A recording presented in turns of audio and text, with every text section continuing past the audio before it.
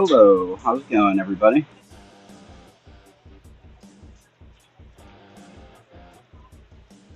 Let's see if I can find myself.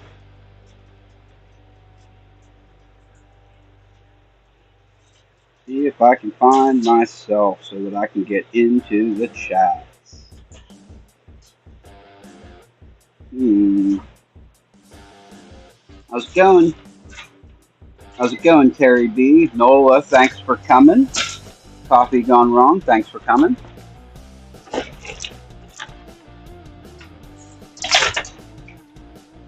Oh, why can't I find myself? I can't find myself.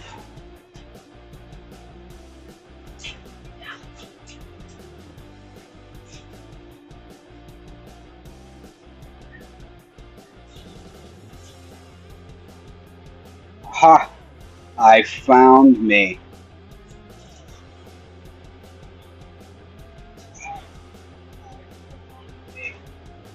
Beautiful.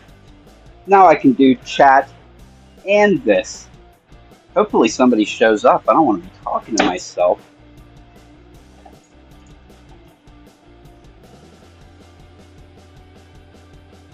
Nola, you're just jealous that you don't have the wonderful iPad.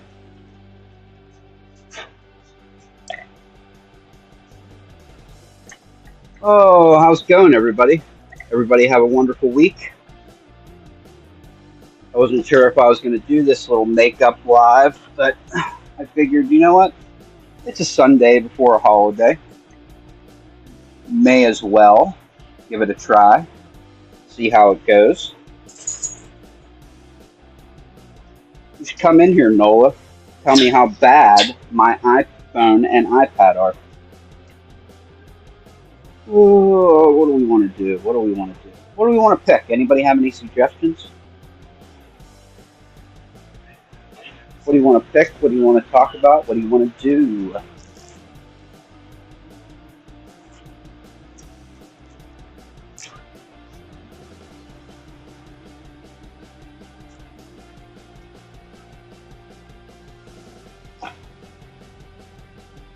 Pick this. I really suck at this lot, so we need all the practice we can get.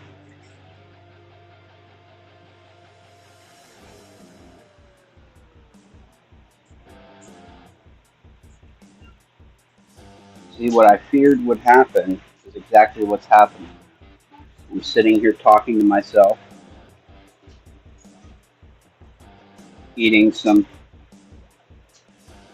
hamburger helper, because I didn't realize how late it was.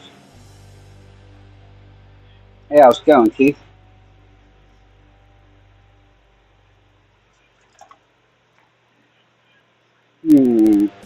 I know what I should use. Let's use my new pick.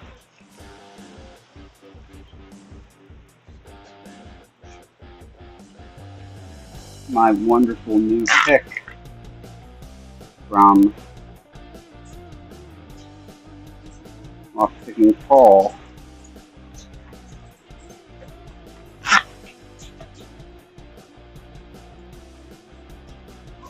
Still need a turn.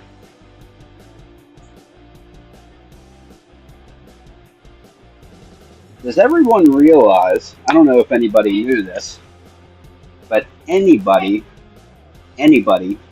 can come into this live with me and pick and talk and BS and whatever. The link is in the description. All you have to do is use that link and come on in. You can use the same setup that you use to record your picking videos or whatever. I'm literally using my iPhone and a little mount I have sitting up. You don't even need a mount. You can literally lean it against something. But anybody is welcome to come in and pick and BS and do whatever.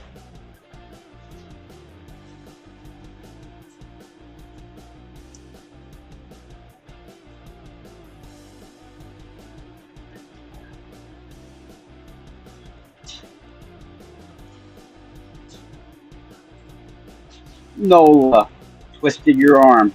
You know you love coming in here and harassing me.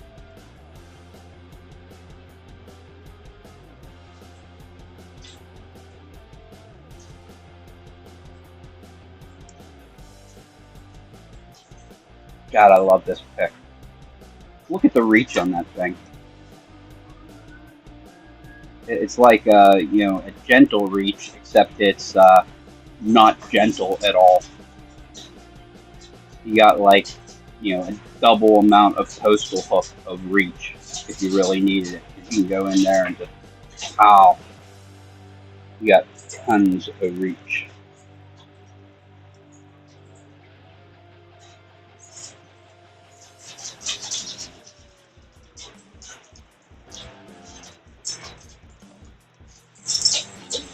My dogs are being rotten, but I can't yell at them because it's my pit lab's second birthday.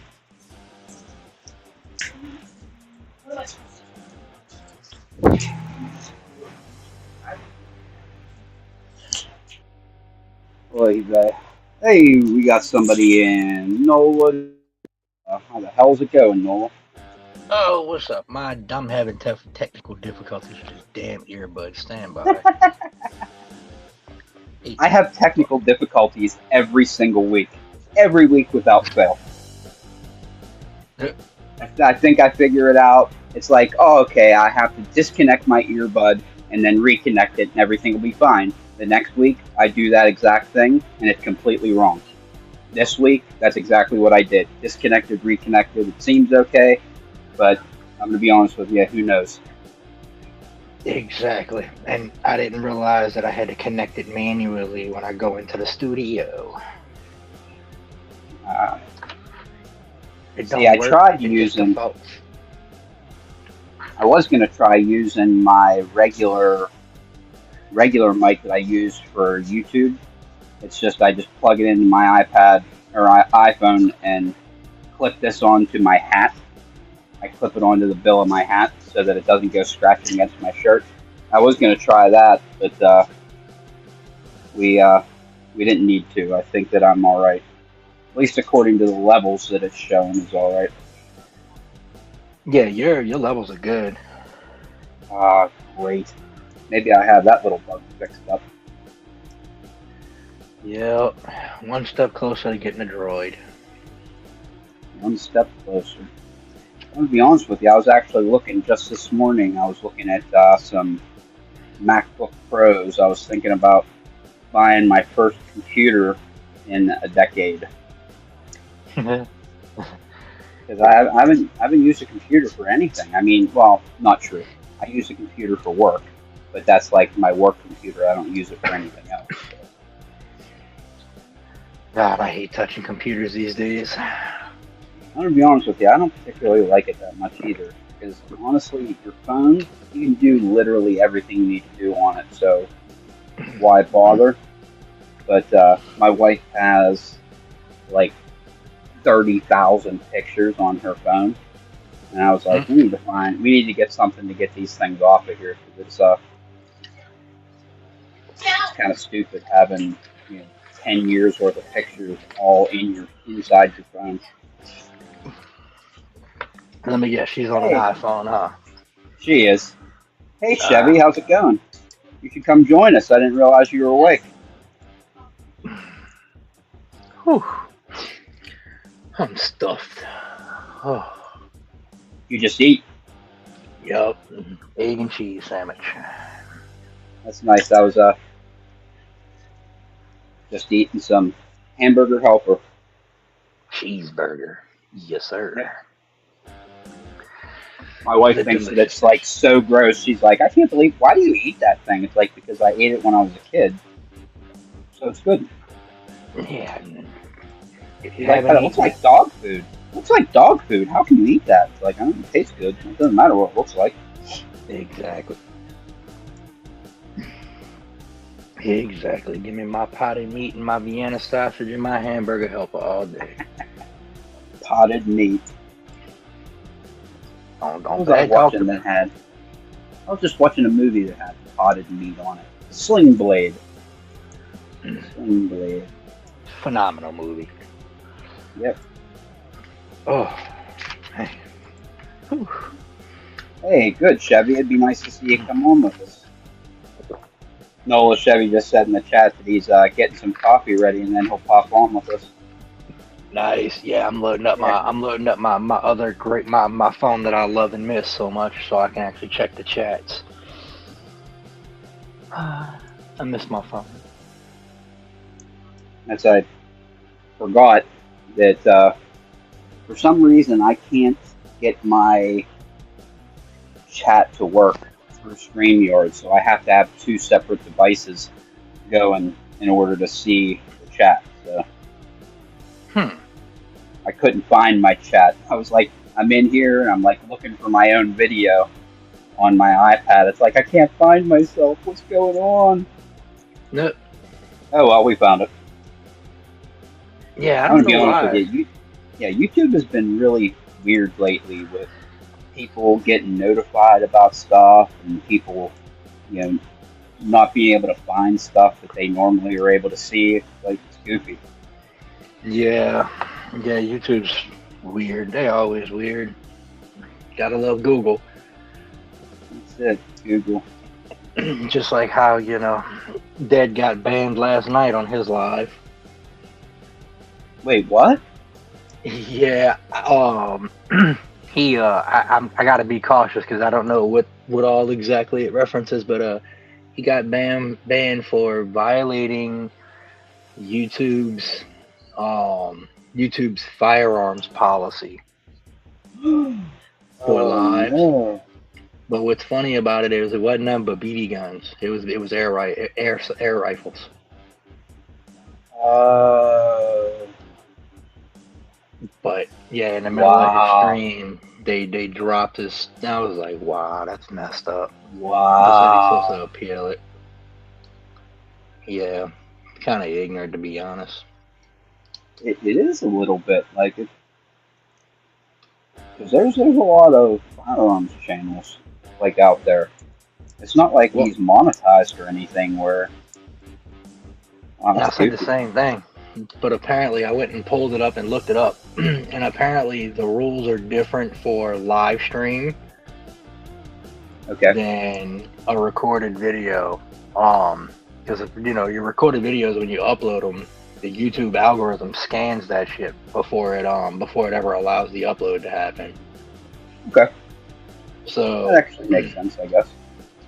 and with the live, you're not allowed to show anyone on the live handling, transporting, or essentially you can't show a firearm on a live stream. Period. That's good to know. But I don't know if that counts for pellet guns because that was the whole thing. Is it was just pellet guns. Okay, so there was like, it blatantly had, the orange tip, or was it like an air powered one, that Oh doesn't yeah, have the tip? yeah. No, Okay, it was there. Yeah, but because I know there's like levels. There's airsoft that has the orange tip, and then there's the CO2 powered cartridge kind that actually have decent 600 feet per second pellet velocities and stuff. yeah, no, this was the classic. Before you had to put warning labels on everything, pellet guns. Okay. Yeah. When people actually, yeah. I'm going to be honest with you. I was a little nervous when I was doing a video for Southern Specialties for their heat shrink, and I was like, I was showing them how to do it, how to put it on with the heat gun, and I'm like, I should grab a lighter and do it old school. And I was like, I wonder if I'm going to get in trouble for putting fire on here. Yeah, that's why with my giveaway, I had my YouTube compliant letter opener that I gave away. The letter opener. Yep. I ain't playing that game with them. They make them rules up as they go. Ain't got time for it. Ain't got the energy for it. I'd buy that. Oh man. I'm just At glad to have least my voice back. that's good. At least YouTube has like a strike policy. It's not like you make a mistake and then your account's gone. They usually give you like the 3 strikes and you're out policy. Yeah, that's true for the most part. Yep, they usually lock your stuff up for a week or 2 weeks or whatever, slap you on the wrist, and then let you go about your business. Yep. Yeah, they getting silly with it, but that's what happens when you're based out of Cali.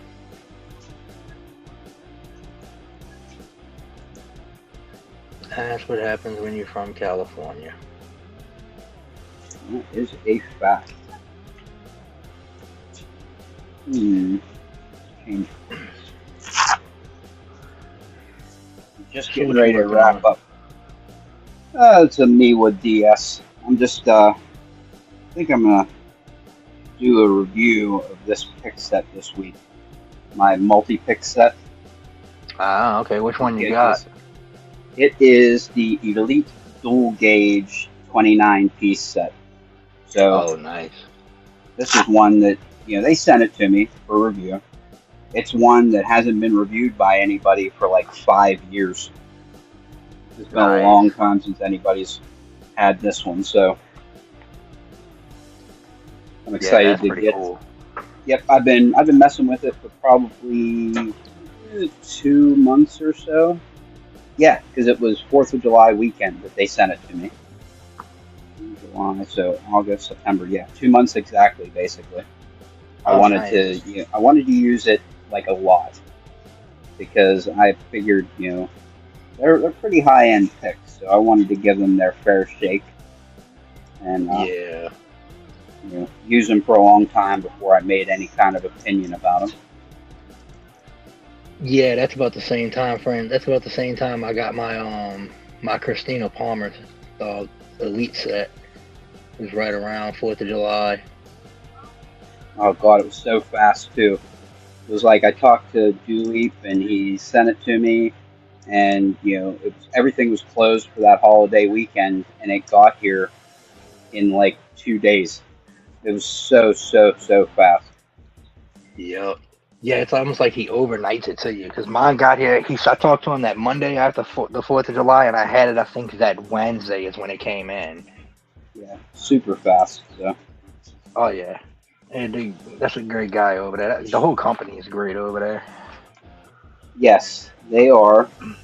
I mean, all right.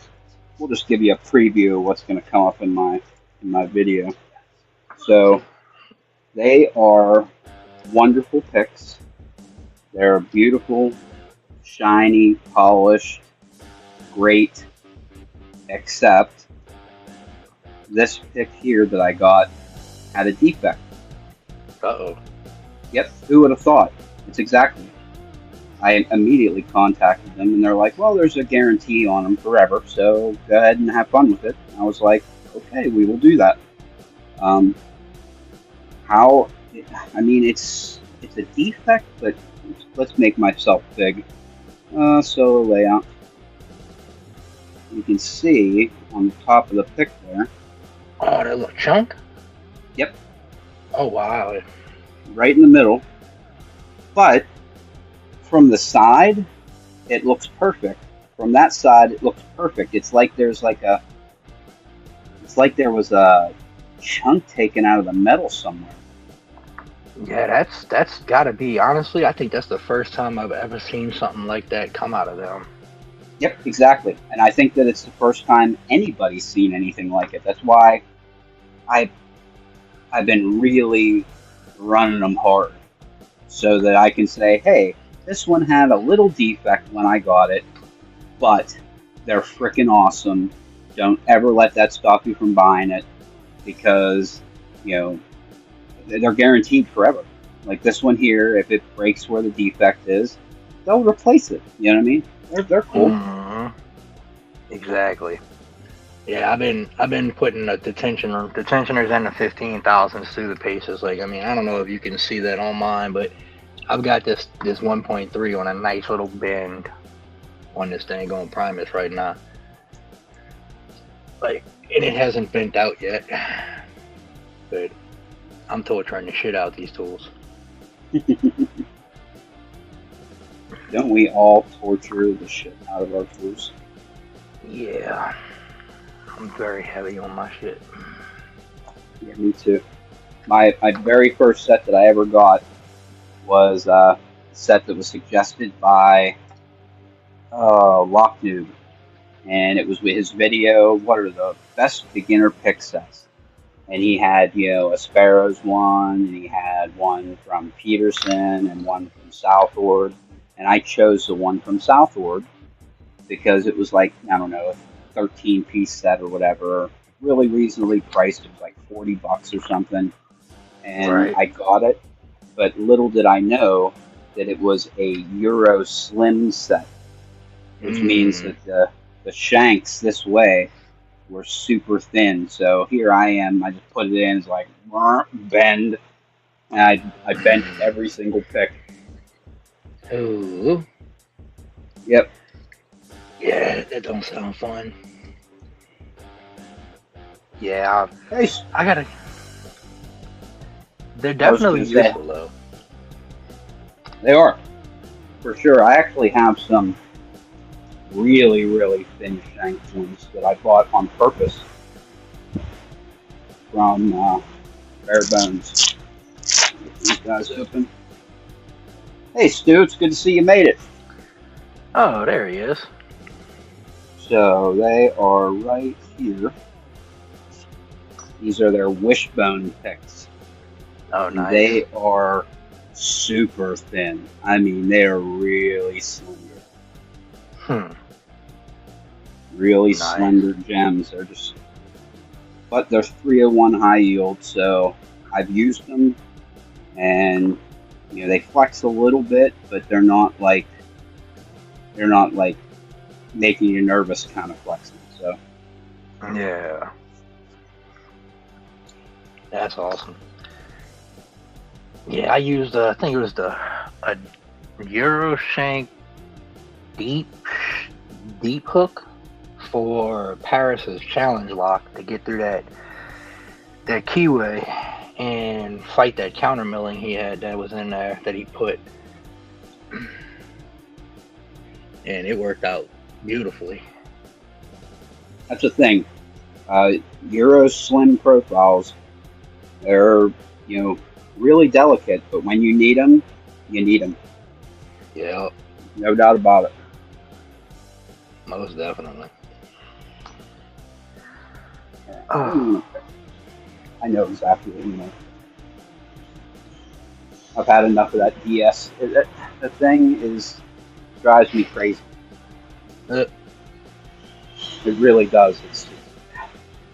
It's just a 10 wafer lock, so it shouldn't be really hard. It's just, I don't know. It's just funky inside. Fine. Let's pick some. Let's pick some passes.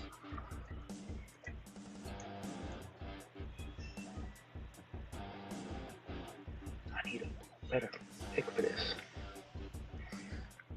Hey Stu, Chevy said that he's getting some coffee and he might pop on the live, so if you want to come say hi to him, he's a pretty good picker. He's a cool guy. Right.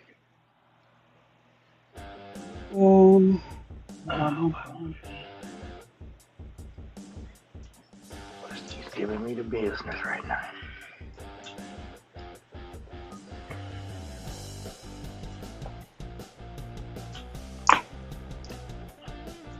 Almost to this.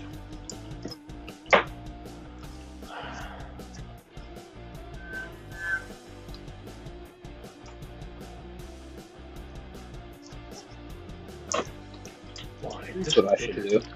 Not cooperating. I saw Georgia Jim did another video today on the Loki jackknife.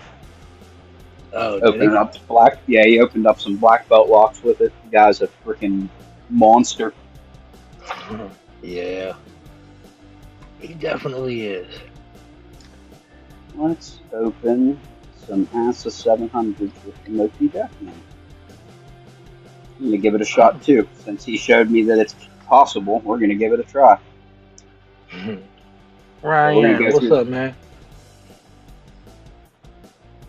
We got Mr. Fitz in the chat. Mr. Fitz.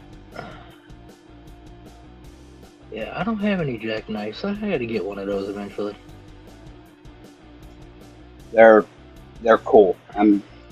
There's two that I carry with me every day these days. I carry the Slick and the Moki.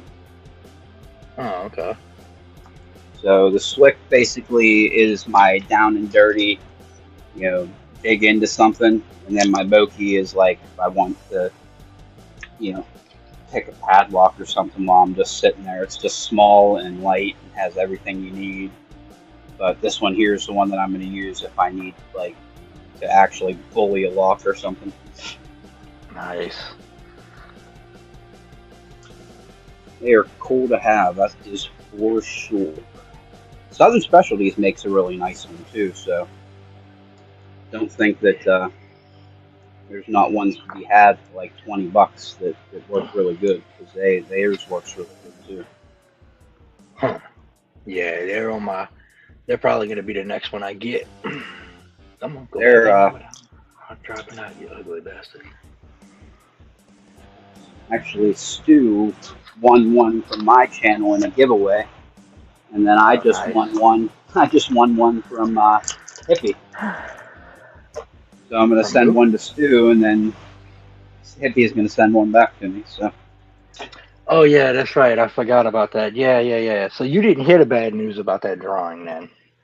Yeah, I heard about it. Hippie freaking contacted me on Discord like 5 minutes after it was over. So. Oh, so he gave you the bad news that it was a glitch and it was my name and not yours that was in the final. Oh yeah. That's definitely what he told me. Right. Just make a show. Just make a show.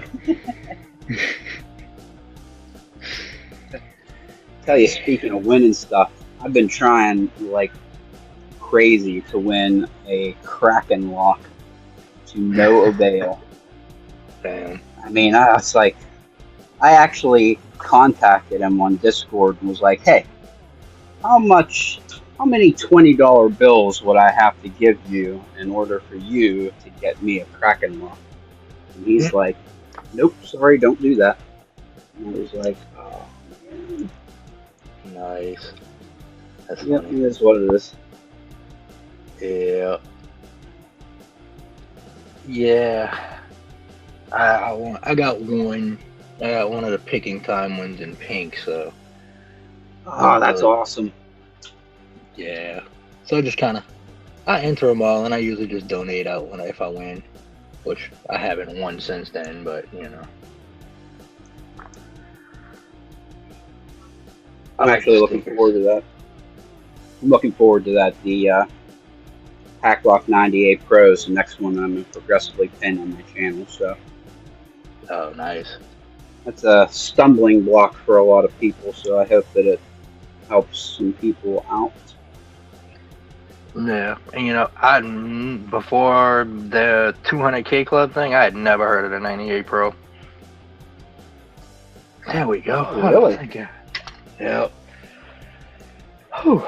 Yeah, I hadn't heard of it until I started seeing the 200K club come back around, and I was like, oh, time to buy one. When did I do that? Let's look. I have it hanging right here, actually. Off. It was April the 8th. I got my patch on April the 8th. They sent it to me. Oh, okay. So I think I did mine after that. Yeah, this was way before I got on YouTube.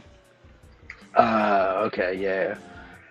This was before they had like the requirement and everything, because I remember seeing somebody, I was looking back through somebody's video library, and I saw the patch, and it was like 2 years ago the video was from. So I, of course, contact Packlock, and I'm like, hey, you guys still do this program? Is there anybody I can contact about it? Do you have any patches left?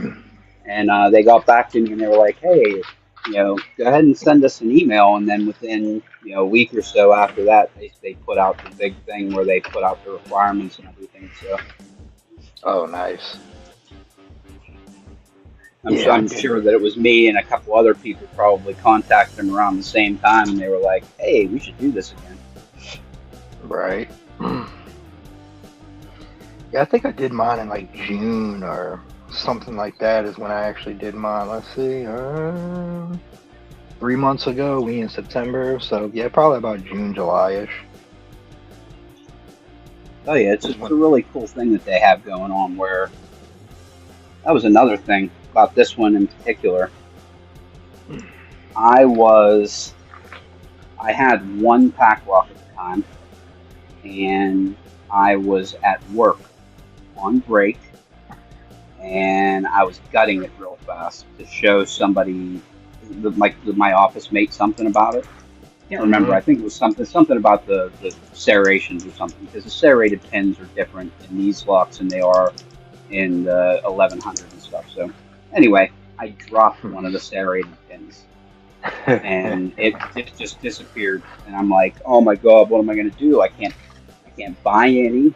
So I contacted them and said, hey, is there any way I could buy some serrated pins from you guys? And it was the president actually that emailed me back, PackPres, and he's like, well, no, we don't really do that. If we have something wrong with one of the lock cylinders or whatever, we usually just chuck it in the trash or whatever. And I'm like, oh, that's too bad. Yeah, I'm like, oh, that's too bad. He's like, I'll tell you what, the next time you order anything from us, we'll send you 2 cylinders for free. And I was like, sold, my man. Let me order something right now. And I immediately ordered this lock. And I ordered this lock here. And when they sent it to me, I love popping them open and gutting them as soon as I get them. So I open it up and I'm checking it out. And you know how normally there are 6 security pins and then one of those bump stop pins in 7? Okay. This one here, it has security key pins. So there are serrated key pins in it. And all 7 of the chambers have either a spool or serrated pin. There's no bump stop in it. Oh, wow. So they hooked me up with like an extra special harder version of the PackLock 90A Pro. And they also sent me 2 cylinders. Damn. Yep. Jealous. So they're a really cool company. I mean, like, could you imagine calling up, Master Lock, like, hey, I lost a pin? They probably wouldn't even return your call. Yeah, pretty much. They'll probably block your number. That's crazy. That's pretty cool. Hey, there's Not Too Dead right there. How's it going, buddy? Yeah, there he is. The bandmaster. We were just talking about you getting spanked earlier. Right. Don't you know you shouldn't be playing with BB guns? They'll put your eye out. They'll put your eye out. That's awesome.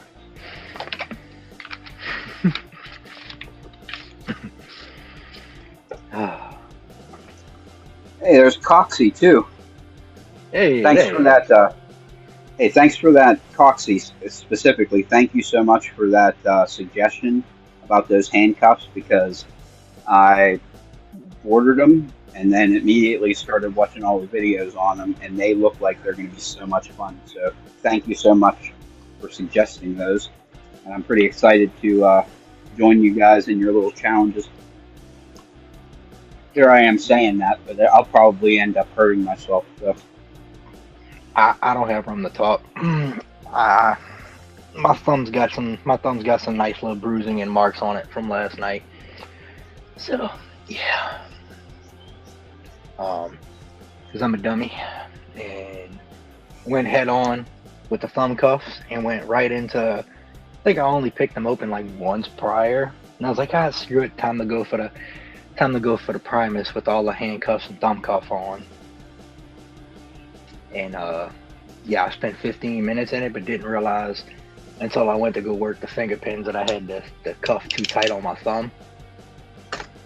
Was it they're chewing away at your thumb the whole time? Yeah, because when I went to rotate my hand is when I felt how tight it was, but I was already in the false set for the finger pin, so I was like, nah, I'm not quitting now. Oh no. And I spent like another 15 minutes there, and then I finally had to tap because my thumb started to change colors.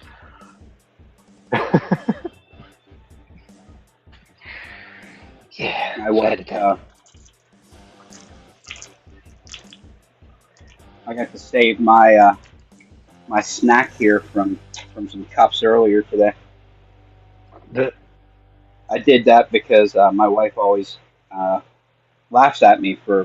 She says that I'm going to turn into a peanut butter cup because I love these the caramel varieties. So she buys them in the six packs of these, so 12 cups at a time now. So she always laughs at me for eating so many caramel cups. And I went out and recorded it this morning, and I was like, hey, you think I should put this on YouTube? And she started laughing. So it was like, oh, yeah, we're definitely going to do this. Jeez. If it can make my wife laugh, I'm in good shape. Right. Yeah, I don't have that problem. All I got to do is show up and she laughs at me, so it's okay. The amount of dumb shit that I do. Yeah, I feel you, brother. You do the same stuff. Yeah, I'm retarded. Well, wait, YouTube. I didn't mean that. I didn't mean that, YouTube. I'm good with that. I used to say that word a lot. Yeah, but YouTube's so politically correct nowadays. Who knows? They might kick me off. That's right. Oh, man. Yes. We got Phantom. Hey, Phantom, how you doing, man? Or ma'am. I don't know. I don't know if you're male or female. Oh, I like that logo, though. Wow. Yeah, that is sick. God, I love that logo. That is sick. Alright. So do I go for this live or do I wait? Did I take ibuprofen yet? Yeah, I think I did. Whew. Trying to decide if I've been working on this and practicing so I can go for it.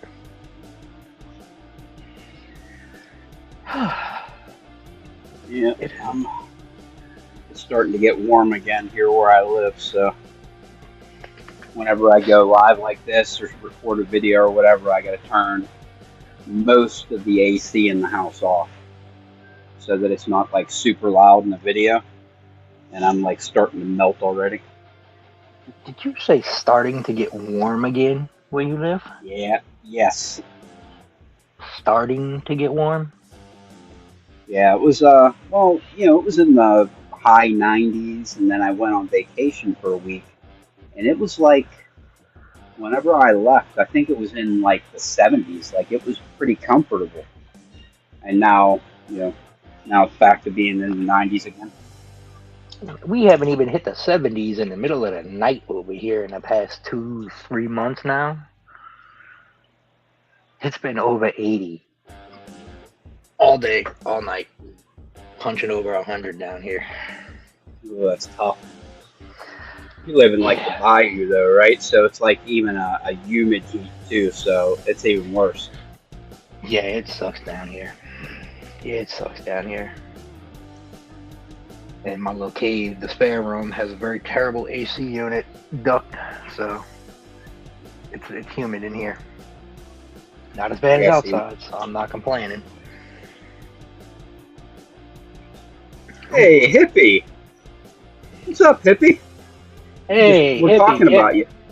Yeah, don't forget my address is on Discord. Because yo, Ron was glitched. That was supposed to be my name. We talked about this, Hippie. We talked about this. I'll go back on your word now. Sheesh. Can't trust a hippie. That's crazy. It's actually the second giveaway I've won in the last couple months. Because I won his, and then I won Lady Locks, her 5,000 subscriber giveaway. Oh, I forgot. Yeah, I won that. I won one of those too. Oh, did you? Yeah, I ended up messaging Covert Instruments though, and had them transfer the value of the gift card over to Bobby Peabody's GoFundMe. Oh, yeah. I just donated some money to him, and then decided that I wasn't going to buy anything. That I was just going to sit on that card and wait for them to release something new. So I'm still sitting on it. Yeah, that Reaper set will be out soon enough. See, I'm trying to decide whether I, and I probably will. I'll probably buy everything. So whatever comes out first, I'll just buy it. See, But I'm excited to see I this kind of want handle. the Apex. Yeah, I want the Apex. Because I caught a glimpse of some of the stuff, and it looks like the Apex is going to be like Jimmy Long's, and they're going to fit inside of a magnetic case. Yeah, I kind of saw that. It looks almost like it's going to be like a hard shell case for the Apex. Yeah, hard shell magnetic case, exactly. Doesn't that sound freaking awesome? Yeah, that sounds yeah, that's intriguing. I'm curious to see. I might have to do some strange things for some cash when it drops. Yeah, that just sounds freaking awesome. Yeah. I'm waiting for it. I'm excited. Me too. I don't. I hate saying this like out loud because it's going to make me sound like snivelly whiner. But I do check their site at least twice a day. I check it every single day when I wake up. Usually, sometime in the middle of the day, and then before I go to sleep, I check their site and Jimmy Long's. I literally have an alarm set on my phone to check Covert Instruments and Jimmy Long's at 9:57 p.m. Because Jimmy Long's was doing that 8 p.m. release Mountain Time for like the last several times. So I set an alarm and I check his in Covert every single night. I set my alarm. I have an alarm set for it. Wow. Yep, that's me. You ain't on the mailers? You ain't on the email list? I am, but how often do I check my personal email? You know what I mean? I spend all my time checking my work email. I never have time to check my personal one. Oh, see, I don't give a daggum about my work email because I work in a body shop, so my email is solely for paperwork crap that I don't give a damn about. My boss will tell me if there's something I have to fill out, so I don't care at all. I can't even get logged into it because I refuse to put Microsoft Authenticator on my personal phone for a work-related thing. So, yeah, one of the things the military taught me. No. If you want me to have it, you got to give it to me. Can't have me use my personal phone for work-related things like that and force me to download crap to my personal phone for company things. That's just not gonna work. That's actually kind of smart, man. I kind of wish I'd have done that. So yeah, I can't even log into mine because I can't reset my password. So I check my Yahoo email probably 3 or 4 times a day because who knows what I got coming. We got Chevy in the house. Chevy. Hey, how's it going, guys? What's up, man? Not too much. I hear you. What did Hippie say? Okay, so here's my interesting question. With 3D Locksport getting bought by Covert, what are they going after next? Hippie, I think they bought 3D Locksport because I think they wanted access to some of the plastics and whatnot, so they can start working on that custom pick line. I think that's why they bought them, because they gave away all the designs for free on their website. So I think they bought it for some of the equipment. That actually kind of makes sense because they brought him on as an employee too, as like a subject matter expert, and they did put everything up for free. But the problem is they never really told people how to do it because open. There you go. Because they posted all the files for doing things, but like the follower with the light inside of it, nobody knows how to assemble it.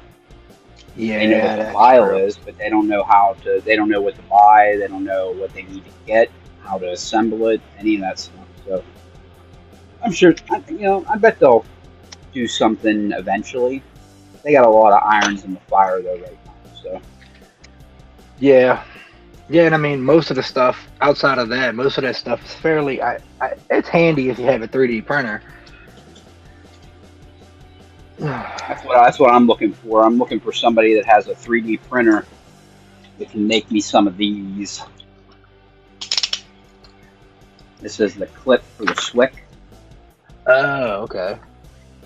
I want some, because these ones here, they sell them. They're $1 a piece. And I bought a couple of them, but they like wear out. And I just need somebody to like print me some of them in a more durable plastic, if that makes sense. And have you tried reaching out to Echelons? I did. And he is kind of big time now.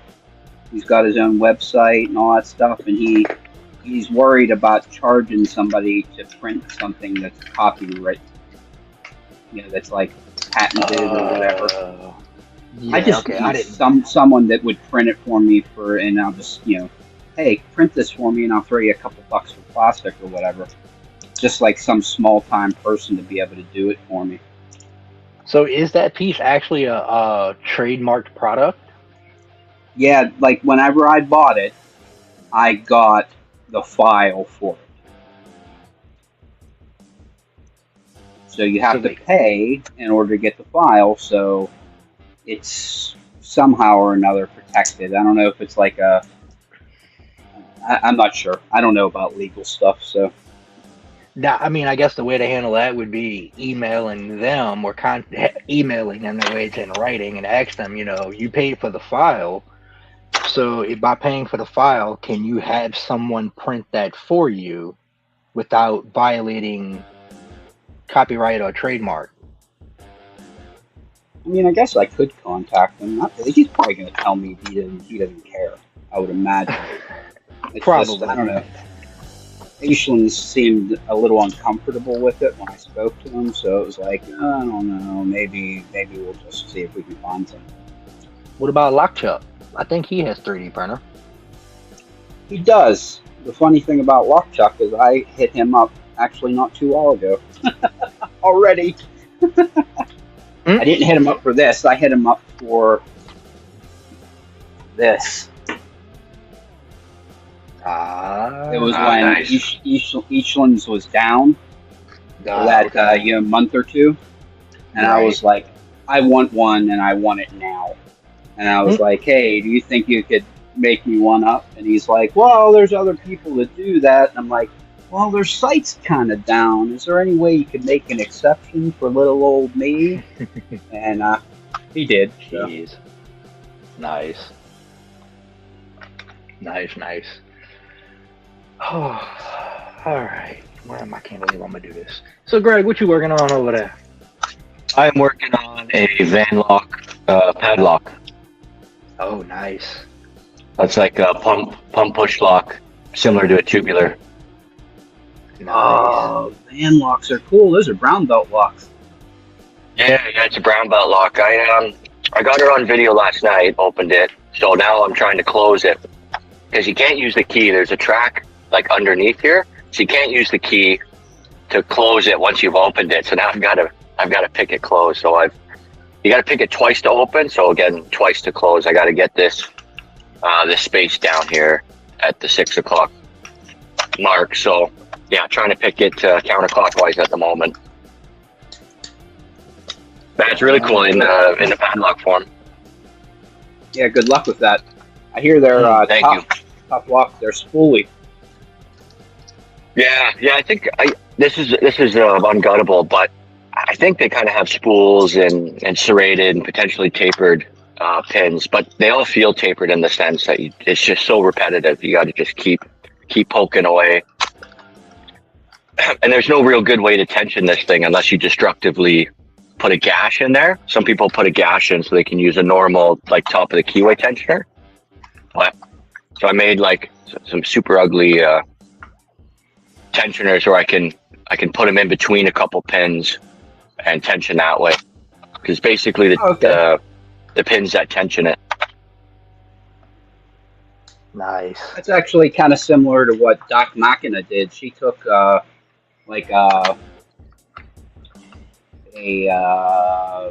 shutter lock tensioner and ground it down and made it fit exactly like that. Yeah, exactly. That's definitely the best thing to have. I don't have one, so I had to put something together with whatever I had, some wood and ejector pins. Hey, that works. Yeah, That's actually a good idea now, because I actually just started working with some ejector pins myself.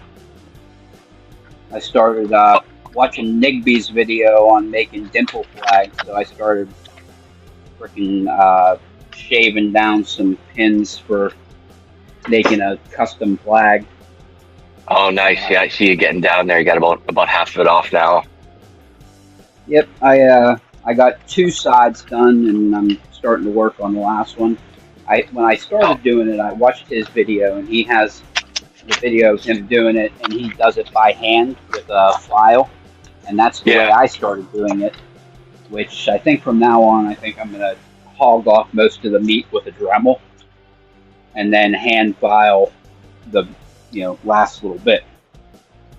Yeah, that's true. I do it the exact same way as Nigby does as well. Like I'll hand file about 3/4 of it off, and then I'll grind and quench kind of the rest of it. So I just ordered some. I got some 1.5 mil shafts here. I just ordered some 1 mil shafts so I can try and get some flags to fit in those tighter, warded dimple locks. Because I want to make one kind of like this. This one here is an honest Dong Shi, the flag like Nigby makes. It's not sided. It's like the neutral, really thin, the neutral flag. Yeah, that's exactly what I want to make for this. It's a metal. Is this a metal 9J2X1? I think it is. But you need a really thin flag to get underneath these pins and then swing up through the warding. Yeah, the neutral is the best way to go. Of course, you can make it thin, and then of course you can use it either way depending on where you're tensioning. Counterclockwise or clockwise. You can try it on this side and this side. I was trying to get it with this Huck flag, and the Huck flags are just a little too beefy. I don't have enough room. Yeah, I filed a few of them down, but now that I make them, it's just I'll make them for whichever lock. And I've got I've got the specs for multi-pix flags, so I can send them to you. Yeah, I've got all the specs. Awesome. So I make all my flags to their specs, so you can have like a 3 and 5 are the same, and 4 and 6 are the same in the sets left and right. So you make a neutral of one of them, one or the other, right? And then you have that, and 7, 10, all those. So yeah, I'll send the specs to you. Oh, I greatly appreciate that. Hey, no worries. So I've got a bunch of handles I've got to make flags for, and just kind of taking my time, I guess. But so here's a neutral flag like you were talking about here. This is a number 7. That's awesome. See, that's going to be my problem, because I'm not like good at woodworking or anything like that. I made a couple really crappy flags for my brown belt lock, my brown belt quest thingy. Or Oh yeah, yeah. What I used was some like 1.5 mil piano wire, and I made a nice neutral flag, and then I stuck it in a pin vise. And that's what I think I'm gonna end up doing with these, because I don't think that I'm capable of making a nice handle. I don't think I'm capable of doing it. Well, the pin vise is perfect because then you can just make the flags and just swap them out. Yep. I'd love to. The only thing is go ahead. I was going to take the.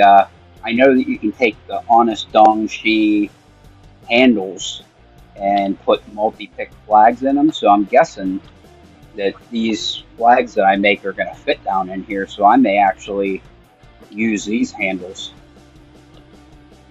I wonder if you could. I haven't tried, but I heard Pocket Woman talking about them. She calls them multi-dong picks, where you multi-dong. Multi-dong. There's like a little set screw right here. You remove the set screw, pull it out, put the multi-pick one in, and drive a. I think you have to slide something next to it to take up space, but then tighten down the set screw, and that's it. Check on. I think Georgia Jim did a video on it. Yeah, I guess that could work. I think Georgia I wish I could do video on that. The chances are very, very poor of me having something come out good made out of wood, because I was a machinist in a previous life, but woodworking, I don't know. It's not really my thing. Well, I guess if you had a metal lathe, you could make some really nice handles. Yeah, I don't at my home, bro. I am planning on making some ACAB style picks for my black belt quest. I got some Moki steel here. I'm gonna make some. We'll see how that works out, but instead of making like a wooden handle, I'm going to use micarta, because I like pocket knives and stuff, so I'm going to use micarta as my handle material. That's a good idea. I bought a bit of micarta. I haven't used it yet for pin tumbler scales. I have a bunch of acrylic, like a ton, and then some wood blanks as well. But I do have... I think this is a piece of micarta here. It's a blue and black I wanted to use for a pin tumbler. I think it's layered blue and black. So as you change the shape, it's, the colors won't come out, but this is how it showed up. But that's cool. It's almost like a Damascus micarta. Yeah, I guess so. I mean, it looked pretty cool online. So, hopefully it turns out. I made a couple. I've got a couple of the honeycomb scales, which look pretty cool, like a snake skin or like a fish scale. Oh man, you have a ton. Nice. Yeah, it's all I've been doing lately is making picks there. I'm trying to upgrade the project for LPU there. I'm trying to get to like tier 4, so I've been making a ton of picks as of late. That's super cool. I was thinking I was going to make 5 picks. I think that's what, tier 2 maybe? It's 1 tier higher than you need to be for black belt. 5 picks is what I was going to shoot for. I think tier 2 is the minimum, but that's what you want to shoot for. That's what I have right now is tier 2, and I think I used 5 or 6 picks. Yeah, that's what I'm going for myself. Yeah, that's what I would do. Those are my 2 quests. Pick making, that I think I'll be okay at, and impressioning, that as of right now, I really suck at. So I may end up picking 2 more black belt locks by the time I get that freaking impressioning done. It's not a bad idea, because then it brings you a lot closer to working on your Dan levels. Yeah, Yeah, because I I'm did. really not I did. good. Same. I did the impressioning as well. I used an all brass Lockwood, an older Lockwood, and so this is the lock I use for the impressioning, and it is a nasty bitting 5-pin. It's like 92129. Basically, it ended up. Ooh, Oh, shit. ooh, man. Yeah, That I is went nasty. through 10 keys. Probably about $50 worth of keys just to just to get through this. It took forever, but works like a dream. That's wild.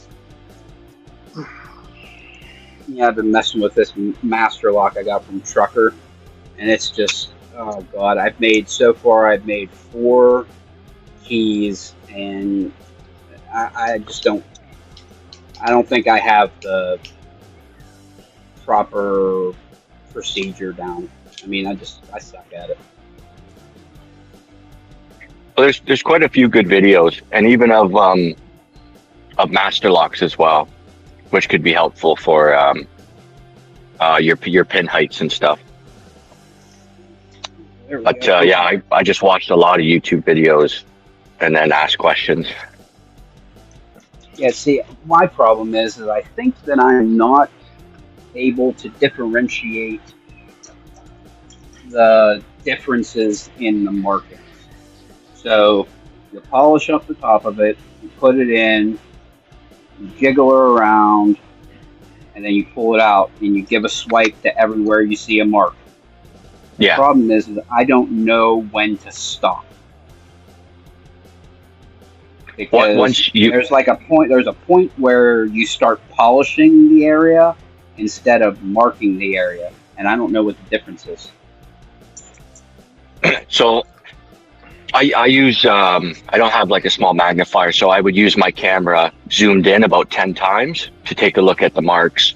And if it was a deep mark, then I would scrape that down until you don't see the mark anymore and no further.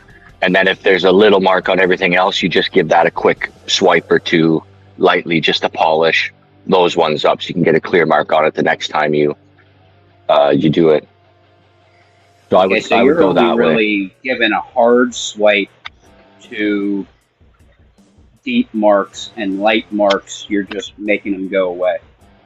Yeah, light marks are making them go away. If it's not a deep mark, it easily could just be scratching. It's easy to scratch the brass. So if it's not a deep mark, I wouldn't play with it. I would just polish it up. Just give it one or two swipes, and I would use like a Grobet file like this, just a small round, so it leaves a really smooth polished surface.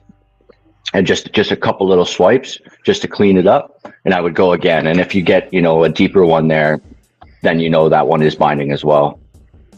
Okay, this is what I'm using here. It's just like a little. I think this is probably a 5 or 10x loop.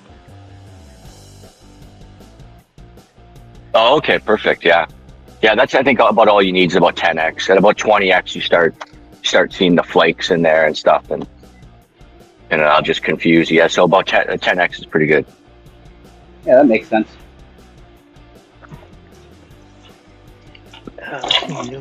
New house. Hey, what's up, man? Yeah, you late. We've been at this for like 12 hours now. You late to the game. We've been doing this since yesterday, man. You just been late. He also says start with wafer locks. I don't know. I've never impressioned a lock, much less a wafer lock, so I wouldn't have a clue. Looks like you're using about the same file as I was using too. What is this? It's like a Grobet file made in Italy. Yeah, I've got like a 6-inch, I think a 4-inch or a 6-inch, Grobet. Yep, that's what this is. It's 6-inch. Yeah. Swiss cut. Usually you want a Swiss cut number 4, number 2. Number 4 is a lot finer, so it's going to take a lot more swipes, but it leaves it very polished. And a number 2 cut is rougher, so you can get through it quicker. So someone more experienced would probably use a number 2 cut, and they could file it right down. And once you get good and you see a mark, you can put it down like one whole mark. You start to realize like, okay, 3 swipes will take it down, 0.1 mils, and I have to go down 0.3. So then to make however many swipes, 6 swipes, 9 swipes or whatever, and you can get down, put it to pin 1, cut 1, then cut 2, cut 3, and that way you can get through it a lot quicker. But starting out, just a few swipes. It's going to take you forever, but just a few swipes. Try again, few swipes. But yeah, that's the one to use. Good advice. Would picking the lock first be cheating to get a feel for where the pins are actually at when they're set? I don't see why not. I mean, that's a great idea. Is to pick it so you have a feel. It's still blind. You still don't know the bidding, right? So as long as it's blind for LPU, so I would certainly pick it. You wouldn't have a key for it, so at least the lock opens. Otherwise, you could it could be a busted lock, and you're impressioning it for days, so you got no key left. Yeah, I would definitely pick it. There was at least several people have impressioned this key already for this lock, because I got it from Trucker, and he used it for his impressioning quest, and I think he got it from someone else. So I think this is at least the 3rd generation of this same lock being impressioned. Yeah, see, I'd be picking it. I'd pick it probably 100 times just to get an idea. That way I can know if I'm cutting. If pin 2 is like a 1 cut, then I know if I go too low, I'm done. Yeah, true. It's actually kind of a smart idea, I think. Just to get a ballpark, like, these, number 4 is a super high lift. I know I'm not going to be cutting this down, 3/4 of the way down the peak. Right. Right, and if you're barely touching pin 2, then you're going to have to cut pin 2 way down just to start with. You're a genius, Nola. Only on the 7th Thursday of the month. Hey, look what I found. Yeah, from your lazy quest yesterday? Yep, that's it, my lazy quest. Mm-hmm. Dummy. At least yours was easy enough. It snapped itself off for you, so you didn't do too bad. Well, the good thing is I was able to knock this out with the sledge that I already had, because I had to beat the rotors off. But my buddy's like, "Oh my God, this is going to be like such a long thing getting that freaking post back in, because we're going to have to take the axle off because you can't get to it to put it in." And I'm like, wait a second, what if I just throw it in neutral and turn it? Then you have all this open space over here. He's like, oh, that works. So. That's your buddy. There's a metal shield that covers the back of the hub. Like, yeah, it's the dust shield. 80% of it. Yep. Yeah, and then it's open where a brake disc goes. That's exactly. And I was able to turn it. He wasn't thinking, 3-dimensionally. Yeah. See, the one I did for my niece, oh my Lord. The guy who put it on ran it on with an impact, but cross-threaded it and not only stripped it on the thing, stripped out the hub. So, yeah, I burned through 4 batteries on my drill, literally burned them up, they in the trash. Burned 4 batteries. Oh yeah, burned up the batteries on my drill, 4 half-inch drill bits, and 6 gallons of water for me to hydrate later. Yeah, I finally got it off, but now she had to buy a new hub. So now I got to put a new wheel hub on because he stripped out those pieces. So yeah, that's my next fun test. Hey, we have a couple people showed up here. Scully is new to the chat. We got Jeff and Things and X-Vin. How's it going, guys? Glad you guys could make it. Scully, Jeff, and X-Vin. I made a makeshift latch slipper with an old gift card. Hey, it gets the job done. Just be careful with latch slippers, because at your age, it's you're gonna want to make sure you don't take that to school. Don't put it in your wallet, stuff like that. Oh yeah, I forgot. You're a bit of a youngin'. Yeah, don't carry that around with you, buddy. That's you asking for Be trouble. real careful. Yeah, you looking to get in trouble for that. Even though it's a gift card, when they start seeing them edges peeled and spreading off of that, they're not unintelligent when it comes to that. They know what it looks like. That is a fact. I got one of my old cards laying around here that I used for a long time, and all of the laminates starting to peel off, and yeah, I don't use it no more. You know what? Let's go for this one.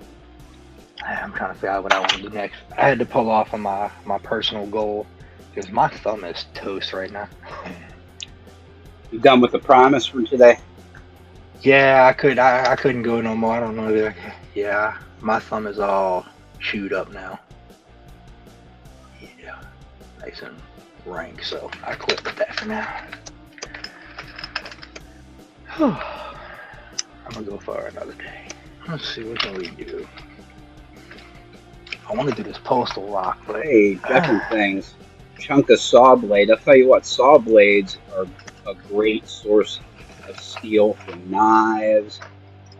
Anything that you want to make out of steel. Freaking old saw blades are great for that. They don't make steel anymore like they used to. That's for sure. nope. Just for the lock lab, or if I get locked out. Nah, there's nothing wrong with that, X-Men. As long as you're staying legal and don't get yourself in trouble with it, bub. That's all that matters. Oh, there we go. Finally. You got it? Yeah, finally closed it.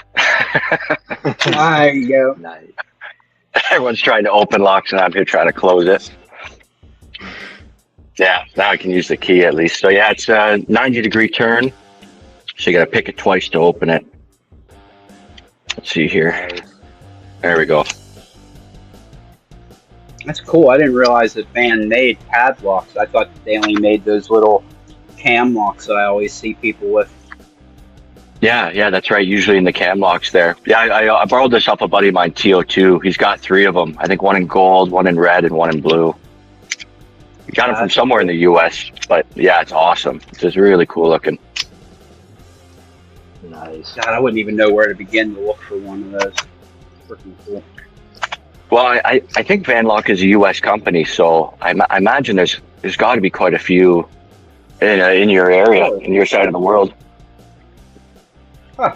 Maybe I'm just thinking that it's harder than it is, and because I've never actually looked for one. It's just I'd never come across one being sold by anybody. Yeah, I couldn't tell you the pricing. I have no idea about the pricing on it, but should be able to find it. It's a pretty fun lock. This was the first, push or pump lock I've been able to pick. I have another one I borrowed, Fontaine, and I can't get it. It's killing me. Yeah, the only lock I've looked at lately is what was I looking at lately? An ASA Max Plus Restricted, I think it was. I was looking at. Oh, basically like an ASA Twin or an ASA 6K. I was looking at that, and then of course I was dreaming looking at Stealth Lock. So. Oh yeah, Stealth Lock. I'm working on an ASA Twin exclusive right now. So it's got the 6K sidebar, and this one's with barrels. It's just got the, restricted type of keyway. So yeah, working on this one right now. Nice. Yeah. Oh, man, awesome. Pretty close, I guess, to the restricted there. So yeah, I'm working on one of the twins. That's nice. This is the. I really like Sorry, the ASA. I really like the ASA style, gins, and so I've never actually. Well, that's not true. I do have one lock that has barrels in it. I have a Medico M3 that has barrels in it. Oh yeah, But I I've got one want sitting to here. try checking out a barrel. Yeah, I don't have barrels in this one. Medical, I have a biaxial here. This one's got barrels and mushrooms. Oh, This nice. 6-pin, yeah, 6-pin biaxial. I got the M3, but it's just standards and mushrooms. But yeah, I love the Asilocks for sure. I've got a V10 Mogul, so it's a prison lock. I know Ryan Fitz says he works at a prison, but like when you look at the size of it in comparison, this thing is just massive. God, that's awesome. Oh, wow. Yeah. Yeah, so it's got the finger pin style in the V10, and this one's barrels as well. That's a lot of fun. It's just this thing weighs a couple pounds. It's huge. Jeez. Hey, I'm gonna go ahead and call it for me. I'm gonna go get my voice a break. X-Vin, yeah, you can hop on, bub. The link to get on is in the description. Yep, X-Vin, you can come replace Nola in the group here. Yeah, I'm gonna go take some medicine and give myself a little break. We're actually going to pop this guy open and see how many barrels are in here, because I can't even remember. It's been so long since I had this thing open. It was good to see you, Nola. Y'all as well, man. Y'all as well. Y'all have a good one. I'll be in the chat. Hey, thanks for coming, Right on, Nola. man. I appreciate it. Glad you're feeling Yes, better. sir. Thanks, man. Y'all have a good one.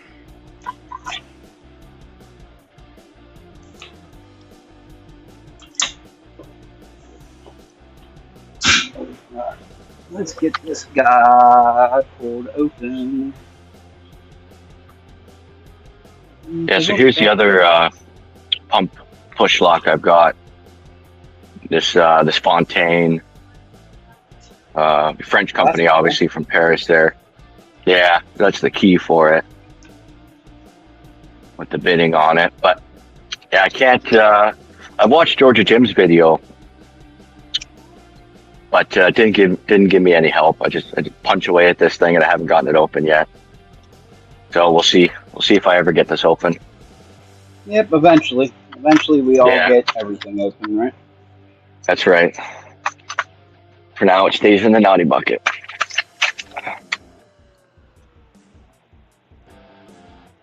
Okay, there's a shroom in one.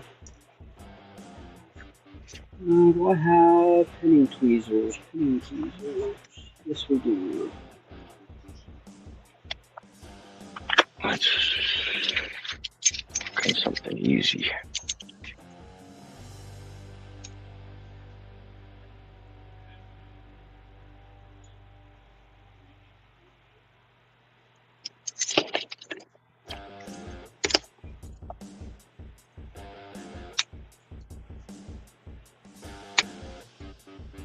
So you're opening up that M3? Yep, we're checking it out. I can't remember how many barrels were even in it. So far, we're at chamber number 3, and we got 0 so far. So I think for the locks I have 4 and 5. It was pin 4 and 5. I either had standard or barrels in mine. Like 4 and 5.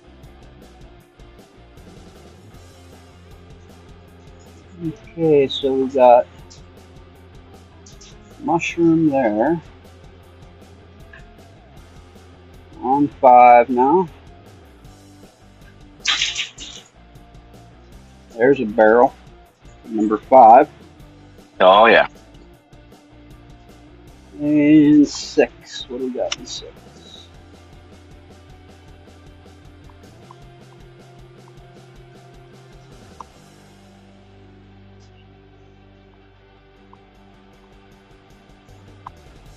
Okay, so we have standard in 2, 3, and 6. We have a mushroom in 1 and 4, and a barrel in 5. Very nice. Yeah, the M3s are a ton of fun to pick because of that that slider. So when you get the rotations of the key pins, you can hit that slider, and if you get that deeper false set, then you've got all your rotations set and they're locked into place. So then you just work on the top stack. So the M3 is a lot of fun in that regard when picking counterclockwise. Yeah, I've never picked this one, and I'm definitely no good at picking Medico's blind. My hearing isn't very good. I was in a metal band for a long time, so That'll do it. hearing the clicky doesn't work out for me. So I basically tear them apart, figure out what direction the rotations are, and then go based on that. Now you can test the rotation. I got this little trick from Bosnian Bill, I think it was, where you can set the rotation and then check your top pin, and you'll be able to feel the difference between when it's rotated correctly and when it isn't. Oh yeah. Like if I always, or mostly, it's tight. It's tight if you're in a false gate, and it's loose if you got the rotation set correctly. So that's right. Yeah, if you're in the true gate, it should be loose. It should go freely, and then your hearing's not good, but for sound you can go back and forth for the click test, and if it's clicking, then you have that gap. You're within the true gate. Otherwise, if you're in a false gate, you're not going to get really any movement at all, going back and forth. Oh yeah, I forgot. This is an M3. So it's got that. Yeah, it's got that slider on the right. Yeah, it's got the frickin' check pin deal. Yeah.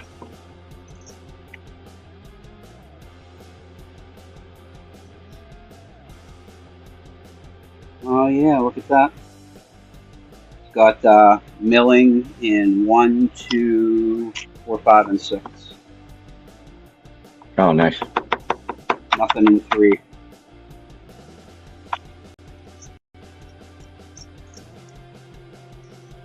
Actually, I think that's the same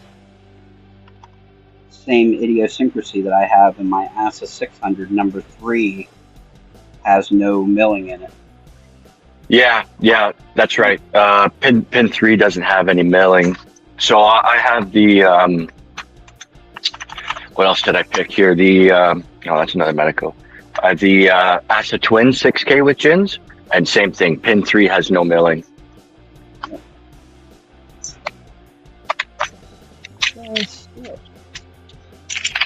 Yeah, so here's the ASA Twin 6K I have. I love the 6K sidebar. But yeah, this one, same thing. Yeah, pin 3 doesn't have any milling in them for whatever reason. I need to get myself some of those to get. Basically, my 2 black belt locks that I have so far are straight pin tumblers. It's the ASA 700 with Christmas trees, and then the Goal Z.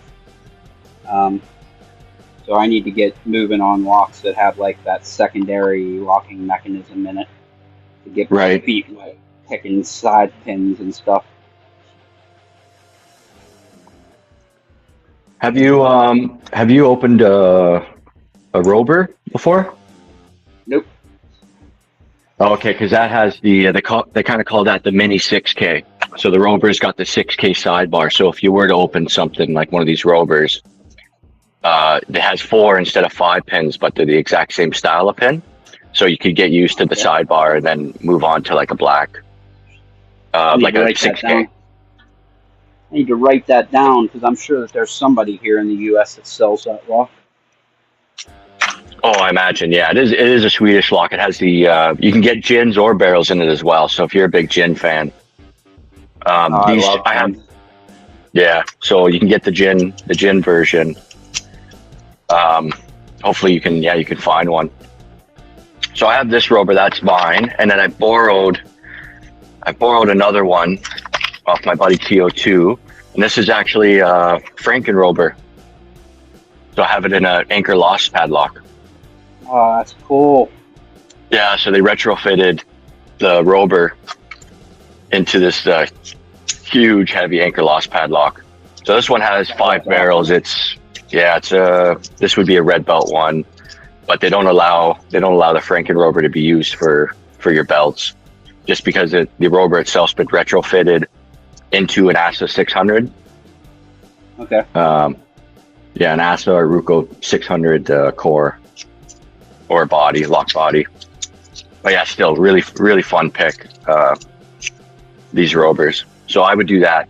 The rover for the sidebar, and then like switch to the, go to the 6K for your black, or go straight to the 6K, of course. But if you get a hold of these, they're not too cheap. I think they usually sell these about 20, 25 US. So, Oh, so not expensive at all. Yeah. Yeah. And you can get them in, brown or red belt pinning. Okay, so Jeff and things, you're asking about Medico. I am going to do a Medico for my progressive pinning. I think I have it sitting right around here somewhere, because I'm going to use the very first Medico that I ever opened. Where the heck are you?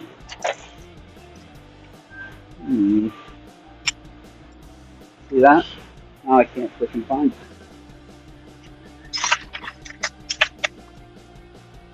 Oh, where are you? Anyway, we're gonna do one. It's oh, here it is. This is the one. This is a Medico biaxial. Oh yeah. And this is the very first one that I ever opened. And the reason why this is the very first one I ever opened is because I got this from a mixed lot of crap locks from eBay. There was no key with it, so I pulled it apart and I started dumping the pins out. So I dump out number 6, and it was like, okay, right rotation, dump out 5, right rotation, dump out 4, right rotation, dump out 3, right rotation, dump out 2, right rotation, dump out 1, left rotation. So they're all right rotation except for 1. Oh, really? Yep. That's super handy. I would just come in and start scraping on the right side, trying to get them all set. That's exactly what you can do with this one. You can just go in with your pick, tilt it to the right, pull backwards, and then just run in and grab pin number 1, go to the left, and whoop, whoop, give it a couple pops, and then set all the pins. Oh, nice. Yeah, I've got this M3 in the vise now. I've just got it grubbed for 3 pins at the moment. I popped a few out just to kind of play around. But yeah, this one's fairly easy too. It's neutral, left pull, neutral, left pull, neutral. And then even though it's a 5-pin key, it was pinned to 6. Can't remember what the last one is. But yeah, I've got neutral, left pull, neutral for this M3.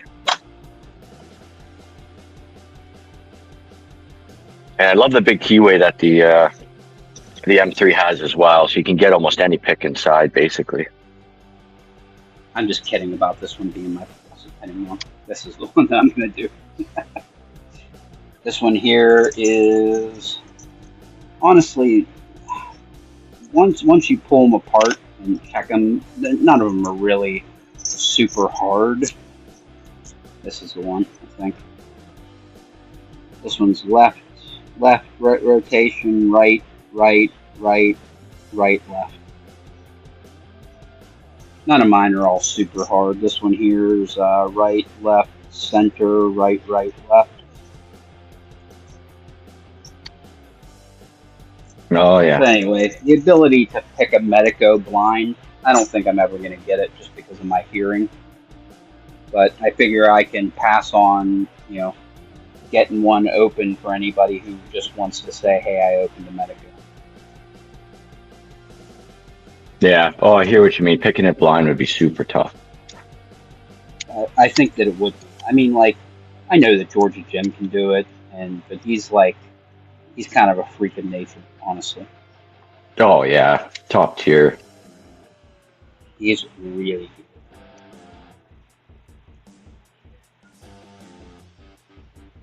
Get this guy back. Oh, yeah.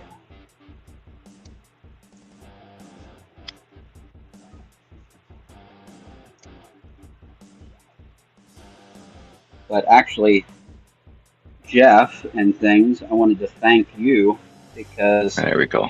you were asking about my progressive pinning series. I want to thank you for the conversation that we had about the Paclock 98 Pro, because you were saying about how you were having trouble tensioning the thing, and that's going to be part of my very first progressive pinning on the Paclock 98 Pro, is the ways that you can tension that thing, because there are quite a few different ways, and they have their advantages and they have their disadvantages, and maybe it can help somebody who's having trouble, because there are definitely some tricks to getting it tensioned. So I wanted to say thanks for that.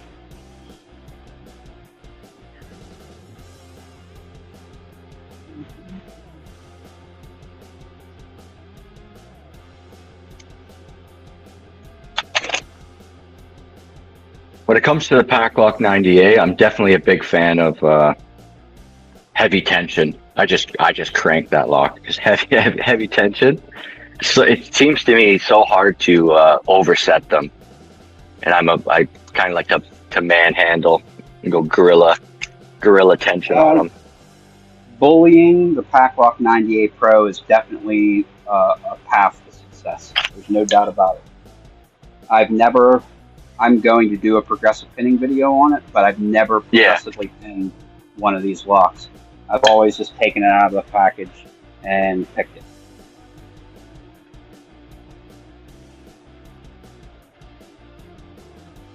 I don't own one, but I'm a glutton for punishment, though. So, like, that's kind of what I did with my Goal Z. I'm like, I took it out of the package. I tried picking it. Of course, I couldn't pick the thing. And then I'm like, okay, I guess we're gonna progressive pin it. So I took all the pins out, put 2 pins in, picked it. It was really easy. Put 3 pins in. It was really easy. And I'm like, wow, enough is enough. And I loaded it back up and I started picking it, and I ended up getting it open, going from 3 pins to 7 pins. Oh, very nice. It took a couple more days because I really needed to wrap my mind around that lock, because you can pick it all day long. Like, you gotta go in, go for your click, get the pin set, check it. If it feels like it's set, leave it alone. I would always go picking, feel the pin, feel like it's set, and then second guess myself and try and give it another pop and end up oversetting. Yeah. So I just had to learn to trust myself. If that makes sense. Oh, definitely, yeah. Because I would second guess myself and then overset something. Right. That's what I find with barrels.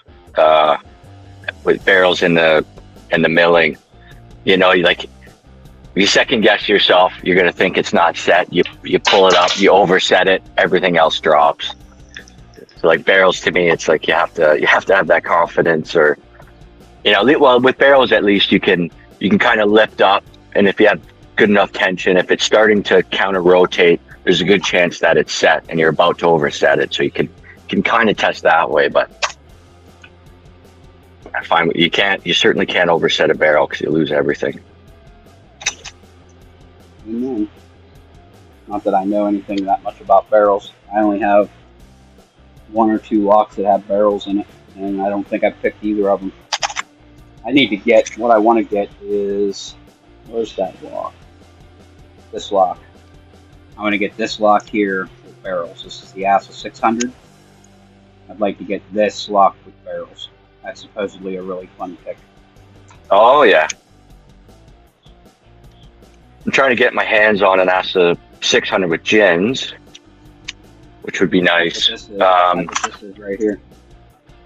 Oh, nice. Yeah, I have a Ruko 500 with gin, so I like playing with that. And I also have a Ruko 600, but the keyway is demonic. And it's I have like a 0 lift at the front. It's impossible.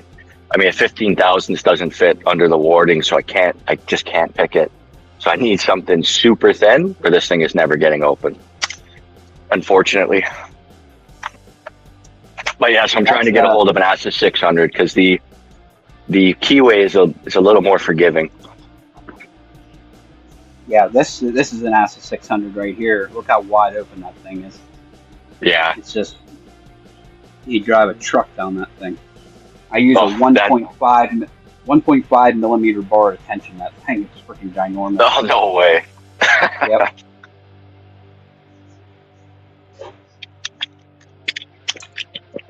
Let me try and find the Ruco 600 so I can show you. I mean, I'm probably trying to give myself excuses as to why I can't open it, but let me find the key as well. Yeah, so here's the Ruco 600 with gins, and it's this part here that kicks out, and then this right side here kicks out at the bottom, so you can't get at it from the bottom. And this is a 15 thousandths pick, and I still can't. I just hit the warding on the other side, so I can't get through.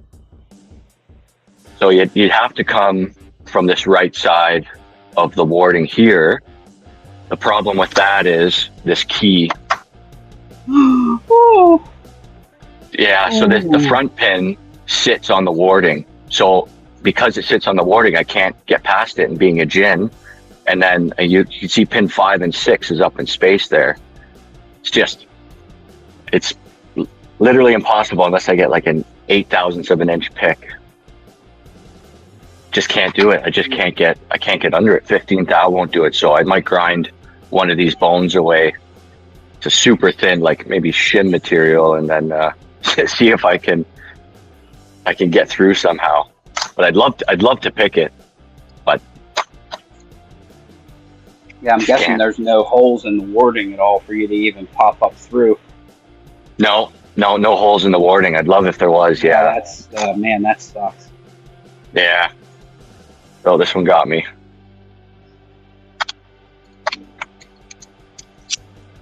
And I have, what else do I have? Ruco style. Whoa, what's it? It's a really nice. Somebody just put in the chat that Moki is back up and running. Oh, nice. Yeah, he was down for a month at least, right? 2 months maybe.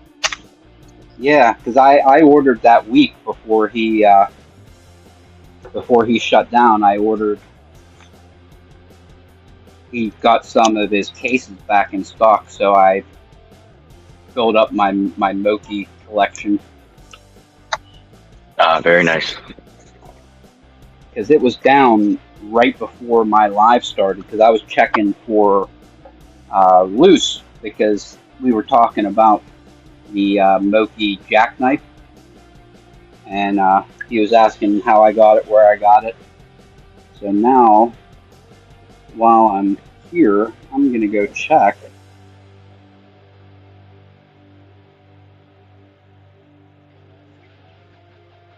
And see if he has any jackknives. No workshop.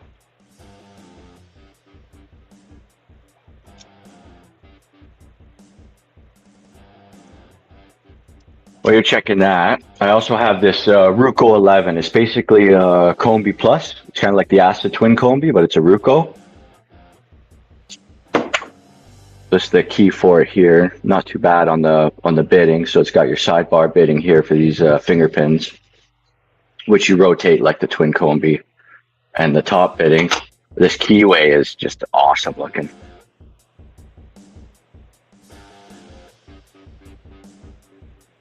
So I haven't really tried to pick this yet.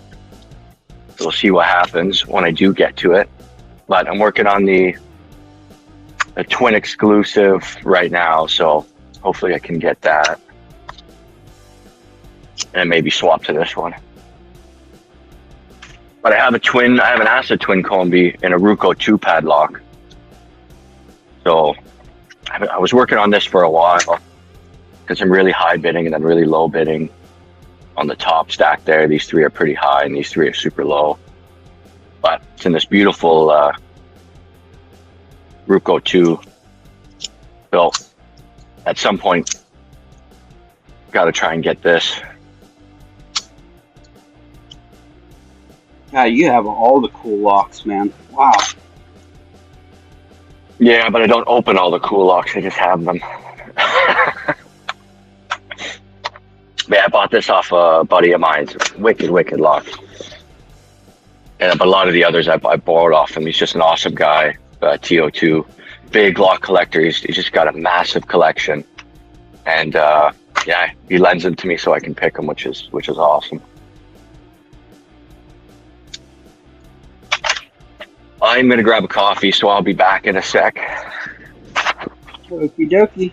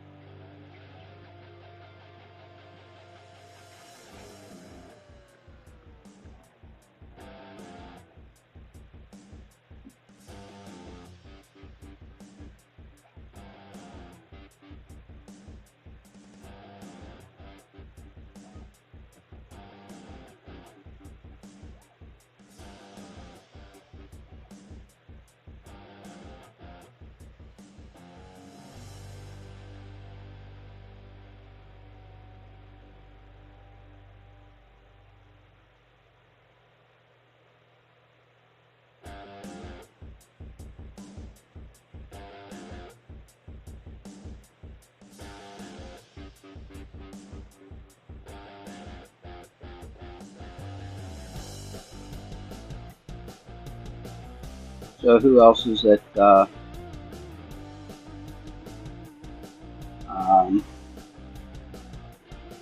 Loki's site right now?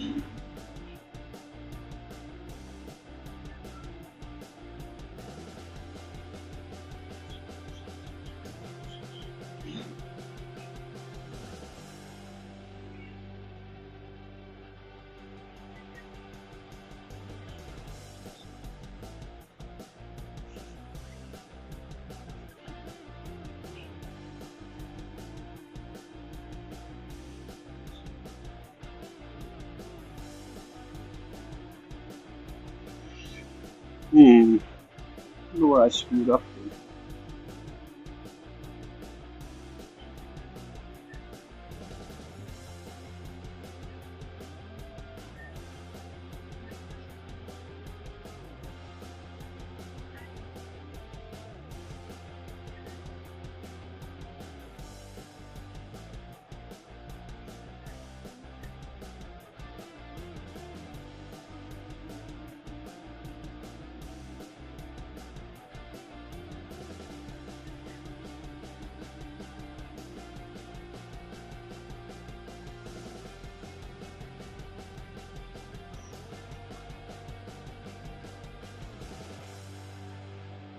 Oh well.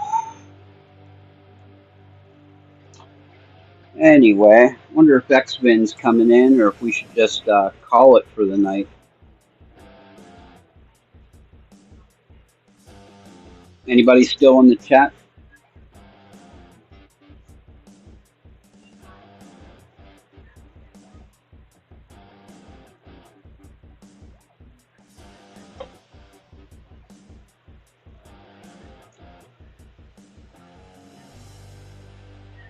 Hey, how's it going, Jeff?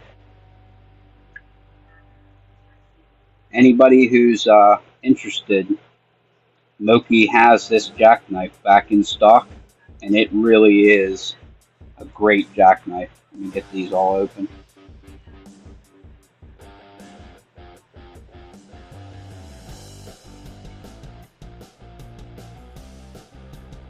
So basically, you got a triple peak and a quad peak rake. And you have his extra short hook. That's just a short flat hook that has an extra wide shank. And then you have a medium thin. This is a medium thin. And then you have a short round, medium round, and a deep round. And then a regular flat diamond. And these couple picks here, man, can pick a lot of locks, man. I've been picking with this thing all day today. That's all I've been using. I opened an ASSA 700 with this. I opened an ASSA 600, a Ruco 500. I picked a ton of locks with this thing just today because Luce had it on my mind, him and Georgia Jim. And that's the Moki jackknife, right? Yep, the Moki jackknife, and it came with two tensioners. Jeff was just asking, came with a short top of keyway and a long bottom of keyway. But the thing about those is I can't remember what the actual measurements are on it. Let me get my calipers. One is actually thicker than the other one. I think the one is like 28. This one is 32 for the bottom of keyway, and the top of keyway is 40 thou. So you have one that's 32 thou and one that's 40. Do they have them up on their site again? Yep, they're back in stock right now. I just went there.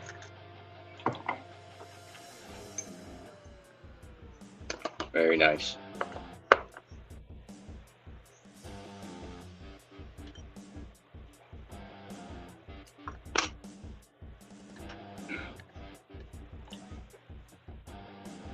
Hey Nola, I found out what I did wrong about that code. Let me go back to my order. The order that I had, there are only 3 single picks. I forgot that the A cabs are considered a set. So it is what it is. But these here 3 picks, these 3 picks he's never had before. They're extra round tips. So they're like his, let me find it. There's the flat and where's the round? There's the round right there. So you see, let me go to single solo. See how the round there on the left, the shank is a little bit thinner tallways than the flat that's on the right. He now has a round that has a really wide shank like this. Those are the ones I wanted to get. They have 1, 2, and 3 round extra, and then the A caps.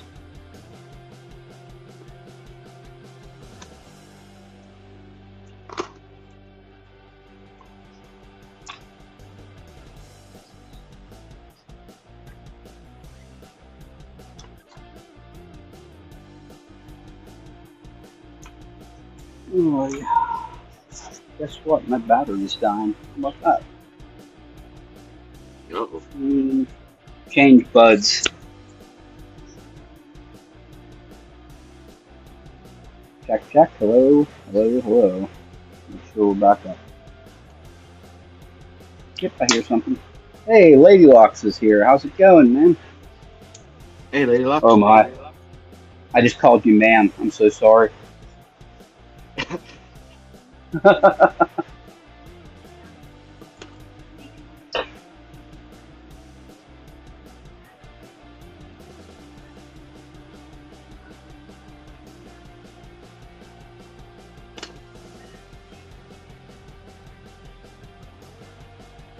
Just tell me, Lady Locks, if I'm using ma'am, I'm talking about your mother, right? Your mother's ma'am.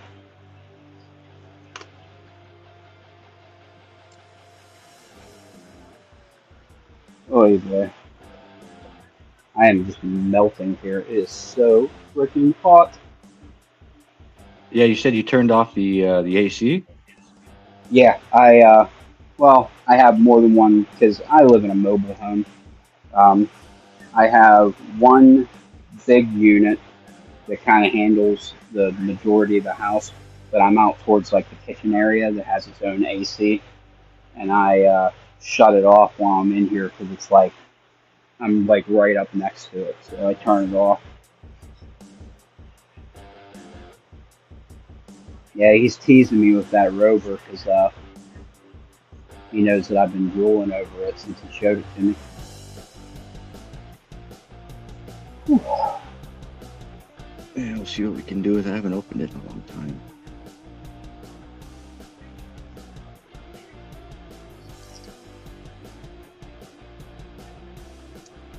Oh, no. You know what? I'm gonna go for this one. I've been talking about opening this thing up, but I haven't gotten it yet. Start again. 9J2X1. I need a flag. Where's a flag? There's a flag.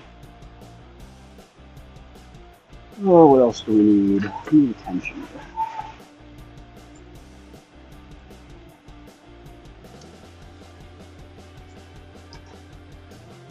That had a good click. Get this so quick. Okay. Let's do this thing.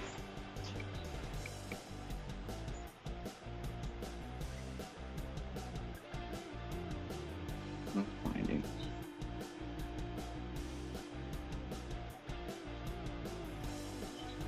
Okay, nothing on the left.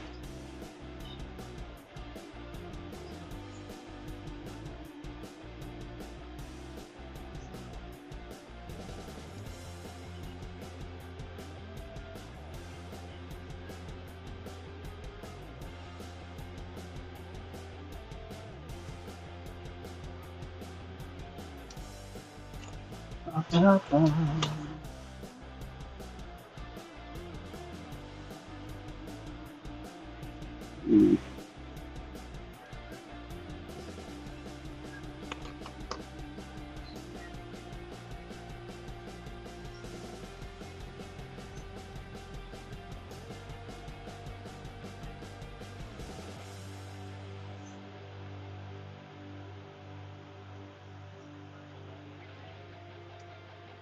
Tell you what, guys, maybe we'll do 15 more minutes or so, see if anybody else. Ooh, I just felt something go in there.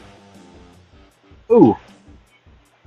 All right, we're going to go until I get this lock open. How about that? I just felt something moving there, and that is more than I have felt since I got this thing. That's a good sign. At least we can't stop now. Well, my problem was I was using those Huck flags, and they're pretty thick. There's no doubt about it. But I have this Yeah, oh, definitely. this Dongshi that I freaking thinned down like freaking thin.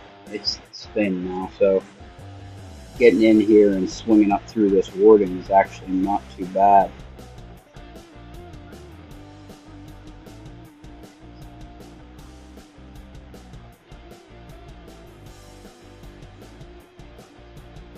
Uh-oh. Oh, I hear something going on. Yeah, I thought I had it, but I think I might have dropped the sidebar. Oh, that's too bad. Yeah.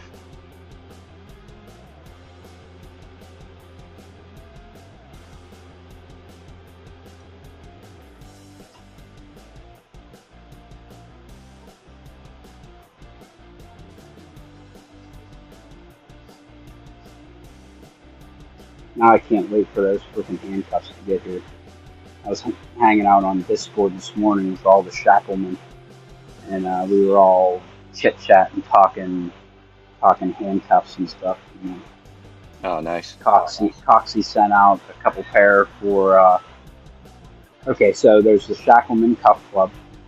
That is Stu and Not Too Dead, and a bunch of the rest of us. There's like a second generation of people that joined the club. So he sent out a couple to like the main original guys, and now I'm like, I felt a little jealous. I'm like, I gotta get those freaking cuffs now.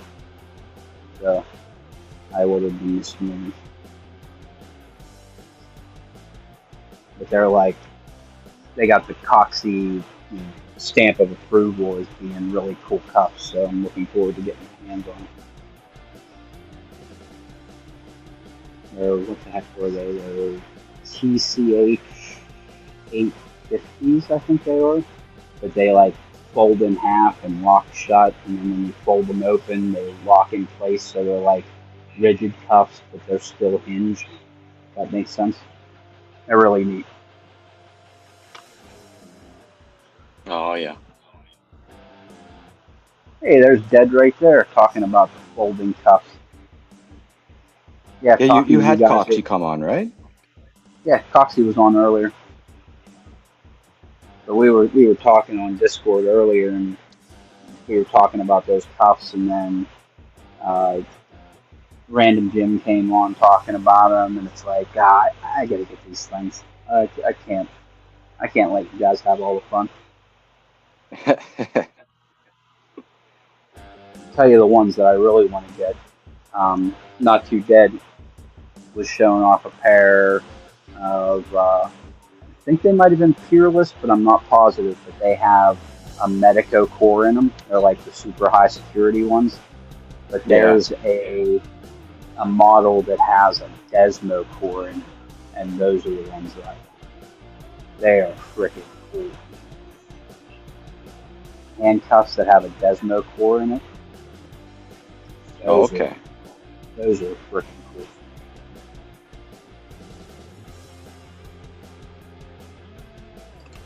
Ah.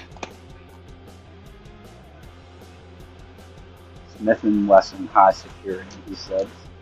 I know that Peerless makes some high security ones too that have those same style cores in it. I wasn't sure which one it was though. Which company is this? He said Smith & Wesson makes them. Oh, Smith & Wesson. Okay. I haven't felt anything happening in this walk for a couple minutes here.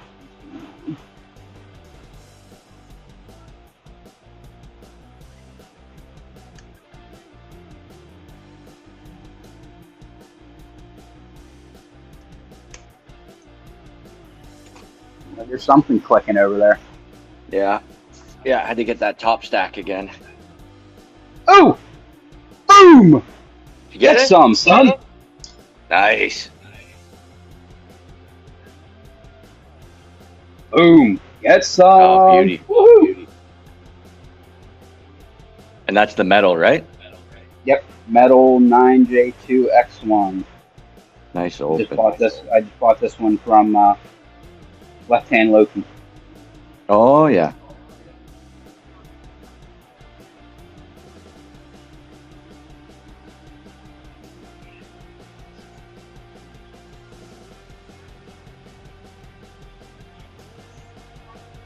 Ooh, Lady Locks, you're getting the high security ones.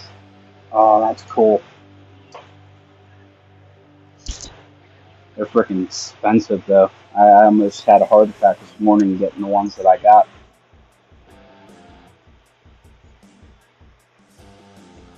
The ones I got this morning were like $90. But hey, at least they give you free shipping whenever you get them. So.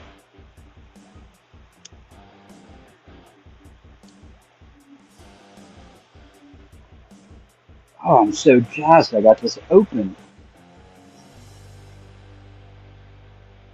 Fucking awesome.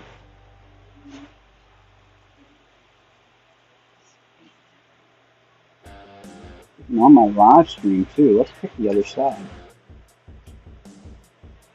There's still people here hanging out talking, so we'll just see if we can pick the other side while we're at it.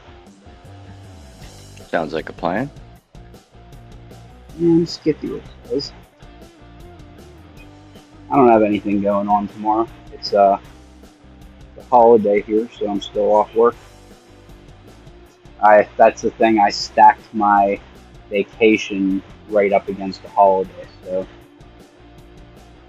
I took off 6 days of vacation. So I was off Friday and the whole following week, Monday through Friday, and then I'm off Saturday, Sunday for the weekend, and then Monday because of the holiday. So. Oh, okay. Well, both got one. Rover's open. There you go.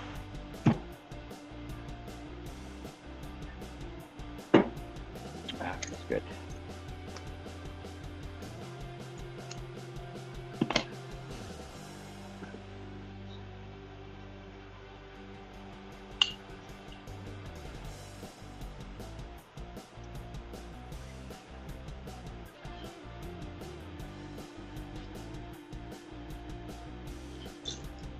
Yeah, but for the...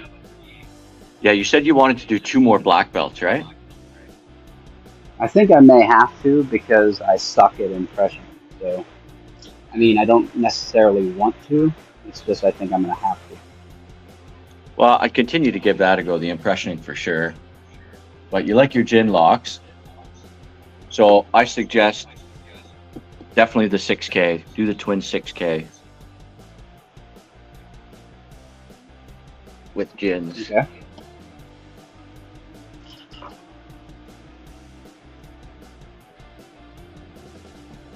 Let me grab, because I started some other black belt locks, but the problem with it is that they are significantly more difficult than I expected them to be. If that makes sense. Which I don't know. I don't know if I expected them to be easy, but black belt locks are freaking hard, and I think that they're meant to be. So I think it's just me belly aching because I'm sucking at them. So let me grab this. Where are you?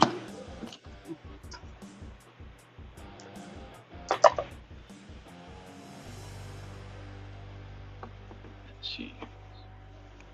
Aha, there it is. Okay, so I found a couple on eBay. I found this Miwa U9 Yeah. and this Gold B18 on eBay. Oh yeah, So- the V18, and that's a dimple style gold lock. Yeah, it's a high pin count dimple lock. So I bought those, and they're hard, obviously. So I borrowed another V9 from Loose and bought another V9. So I have 3 V9s that I can pick none of them, and a U9 that I can't pick either. So I took And a step backwards. I took a step backwards and I borrowed a D9 from Loose and then bought a D9. So these are similar to the B18, except instead of having 21 pins in it, these have 9 to kind of get my brain around it. And I'm struggling with them so far. So that's kind of why I wanted to get those ACAB picks, because I think that maybe having some nice sleek pins that can go down those pin stacks and kind of pop off to the side might help a little bit, instead of using these freaking honking thick huck flags. Or if now you could that I make started- an ACAB fairly easy. That's what I wanted to do because Moki was down, but now that Moki's back up and running, I could just order from the professional. You can see I already have one freaking drawn out. I bought these blanks from Moki. I already have an ACAB drawn out for me to grind up. Oh yeah, okay. You've already got it drawn up. Okay, I found the ACAB ones to be useless in the goals. Oh crap. Well, that doesn't help. I was hoping that they would be like a magic bullet that would freaking help me get these damn things open because they are freaking hard.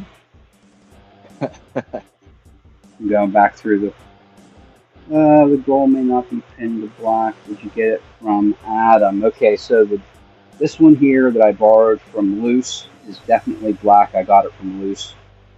This one here I got from White. I got this from White. And I got the D9 from White. So this one's brown. This one's black. So, yeah. Ooh, you have a U9 cutaway. Well, that's freaking slow. Well, that'd be cool. Or that I think I'll take you up on that offer because that would really freaking help. Because I'll tell you, I'd love to know what's going on inside this thing. I mean, I have they're levers, right? The U9. Yep, they're a lever lock.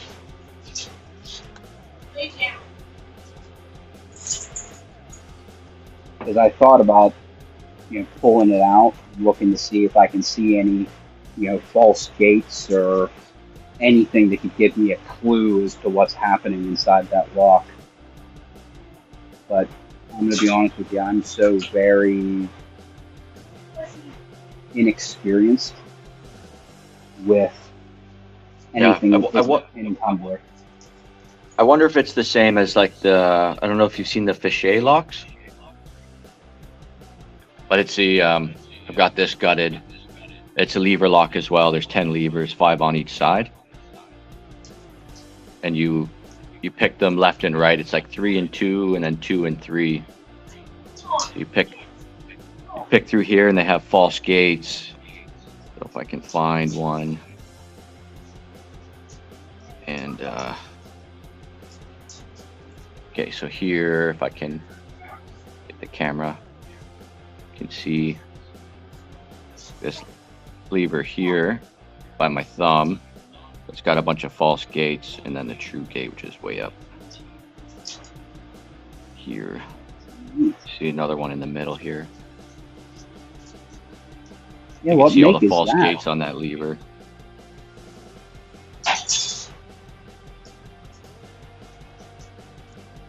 What brand pretty is that? neat. Is that What's a that? super cool? What brand is Yeah. that? That's cool. This is the Fichet 484. I've got gutted. It would be in this here. There's 2 sidebars, one here and one here. There's 10 levers in total, and you pick them from these. I guess they're vertical marks right now. So there's like 2 on this side, 3 on this side, and then it's reversed. And there's 3 on this side, 2 on that side. So you have to pick the levers up and then pick them down, or however you want to orientate it, really. The key for it is pretty nasty looking. Ooh. Yeah, that's the key. Ooh. Ooh, that's yucky. Yeah. Yeah, that's such a cool rock, though. Wow. Yeah, can just kind of see there's tons of false gates in this. You see where the sidebar lines up, and that's for each side there. You can see how the sidebar lines up.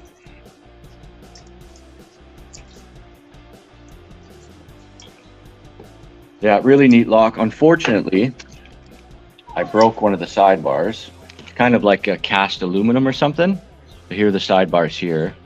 There's 2 of them, and I snapped the head off of one of them. So now it's just more of a conversation starter at the moment. It's hard to get. I'm trying to get a sidebar, but I've got to find someone in France where I can get the sidebar. That's it. You're probably going to end up having to buy like a lock for parts almost. You know what I mean? Try and find one that's in like not working order. Yeah, most likely. Well, Yeah, and I that never sucks. ended up. I did pick it, but I never ended up catching it on video, so I was kind of upset about that. But it was Oh, my that's a mistake. bummer. I was playing around one night, and I put the sidebar in the wrong way, and then I tried jamming it into the lock. I think I was running out of patience, and then snapped it. That's unfortunate.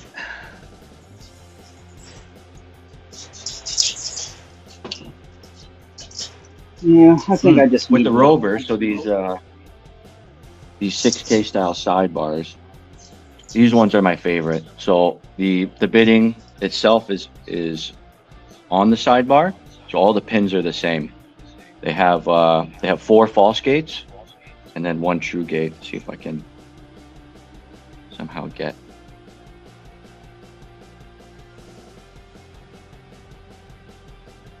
Ooh.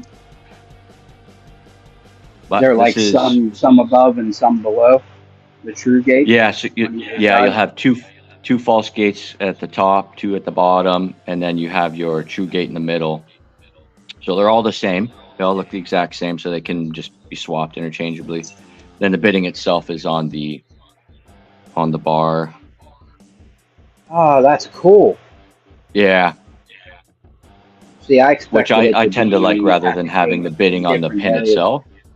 Yeah, that's what I expected, is to have the bidding on the pin instead of the bidding on the sidebar. That's really cool. Yeah. So it's a good style. So it's in these pins are in the Rovers. They're in the Twin 6K, and then they're also in the that's a Medico. The Twin exclusive also has the same style sidebar. I need to write that down. See somebody about a Rover. Anything. Marcus, that'd be good.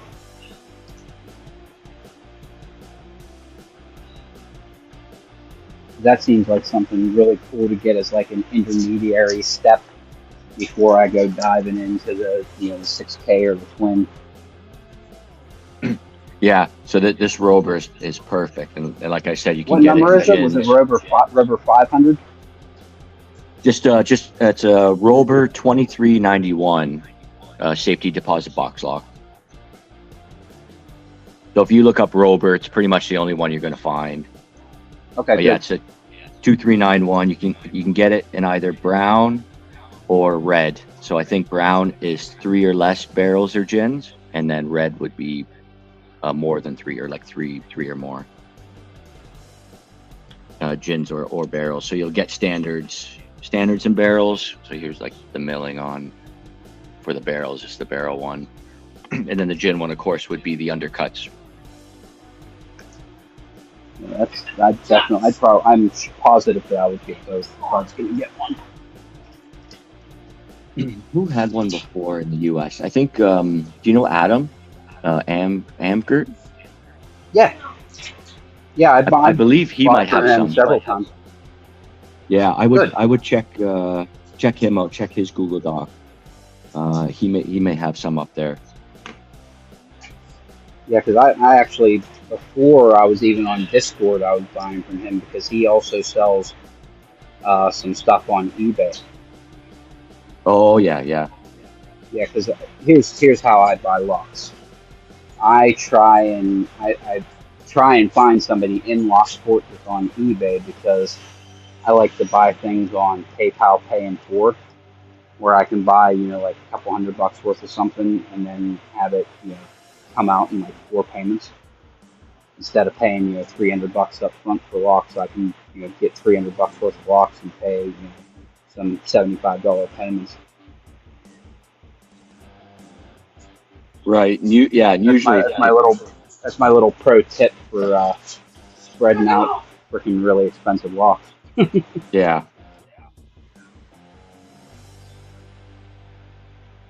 Yeah, and usually if you know a guy that's selling on eBay, if you chat with him, you probably get a better price, because then you won't have to pay out eBay.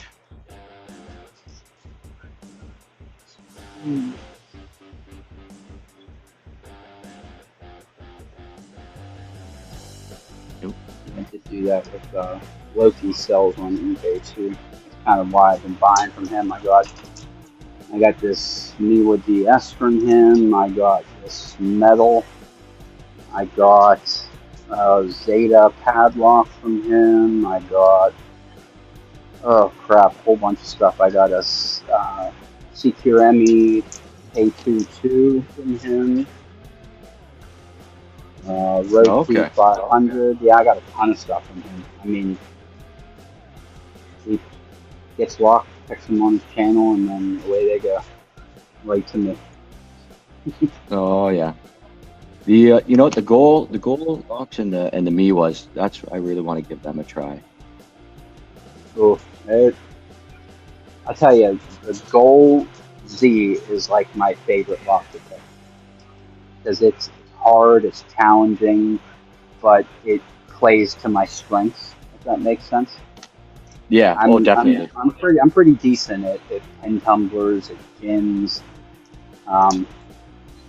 But I went the whole way through and got both my black belt locks picked before I picked a single dimple lock. Never picked a multi-lock, never picked an Abus, dimple lock, no dimples of any kind that I ever picked. And I think that hurt me a little bit. You know what I mean? Well, 'cause now I'm at the black belt level trying to pick up dimple locks, and I feel like I'm a dummy and can't figure it out. Or I mean, you'll get them really quick. So I did the exact same thing. I actually got to black belt before I even touched a dimple lock. And then the first really? one I opened was 7x7 multi-lock, and then from there I just started opening every dimple lock I could find. And I've opened up the MT5 Plus I've got on my channel, the black belt. So it's, so I started very late with dimple locks. But Maybe I'm not as cursed as I thought that I was. no, yeah, I hadn't touched one until after black, and I kind of decided, because I never had any dimple picks, so I said, you know what, I'll just keep going through the belts and these pin tumblers, because I was a big pin tumbler guy. And then finally decided after I got black, okay, let's start at the bottom from dimples. So I picked up the Dongxi set. I went from there. That's exactly what I did. I got the Honest Dongxi, messed with that for a little bit, picked a multi-lock interactive, and then was like, boy, these picks suck. I'll get a Hut set, because I don't know. I don't think I'll ever buy any multi-lock or multi-pick stuff. This stuff's just, it's really expensive for what you're getting. It's really expensive, yeah. It's definitely the top tier of dimple picks, but yeah, they are pretty pricey. So that's why I decided to start making them. So after watching Nigby's videos and chatting with him, it was like, okay, that's it. I'm making my own dimple picks. Yeah, I actually I gave him a holler a while back and was like, hey, you think you could make me a pick? And then he went on vacation. Oh yeah, he was gone in Europe for a while. Yeah, he was. I was, I message back and forth with him. He'd send me pictures and stuff. But I think it's probably about time for me to give him a holler again, see if he can make me something special. Yeah, he said he was going to start.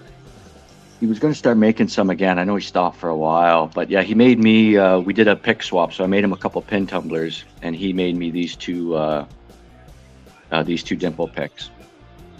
So I've got a left and a right. They're basically somewhere between a 5 and a 7. That's cool. I really want one of those great ones, because this is my favorite pick as of right now. I like the Hux for like left hand, right hand, but this one here that I modified myself is like not handed, it's ambidextrous, but I think I may have thinned it out a little too much almost. I think I took away some of the strength of it. But yeah, oh definitely. The exact same neutral one is one I use for most locks, and I've done the same. I've thinned this out so much you can really bend this guy. It's super flexible, but it still works. Still works when you need it. Yep, that's exactly what I just opened this metal one with. But Yeah, yeah, it's the best one out of the bunch for sure. that definitely seems to be like the way to go is figure out how to freaking make them yourself. That way you can make exactly what you want. If you wanted to have, a nice flat, wide, flipper flag, you can do that. If you want something with a nice, thin, sharp flag, you can do that too. Yeah. Long, short, medium, wide, whatever you want. You can just make it for whatever lock you need it for. So. I tried making, I think I did a pretty good job of making a curved flag. If you can see here. So I've got the curved flag. Nice. Yeah.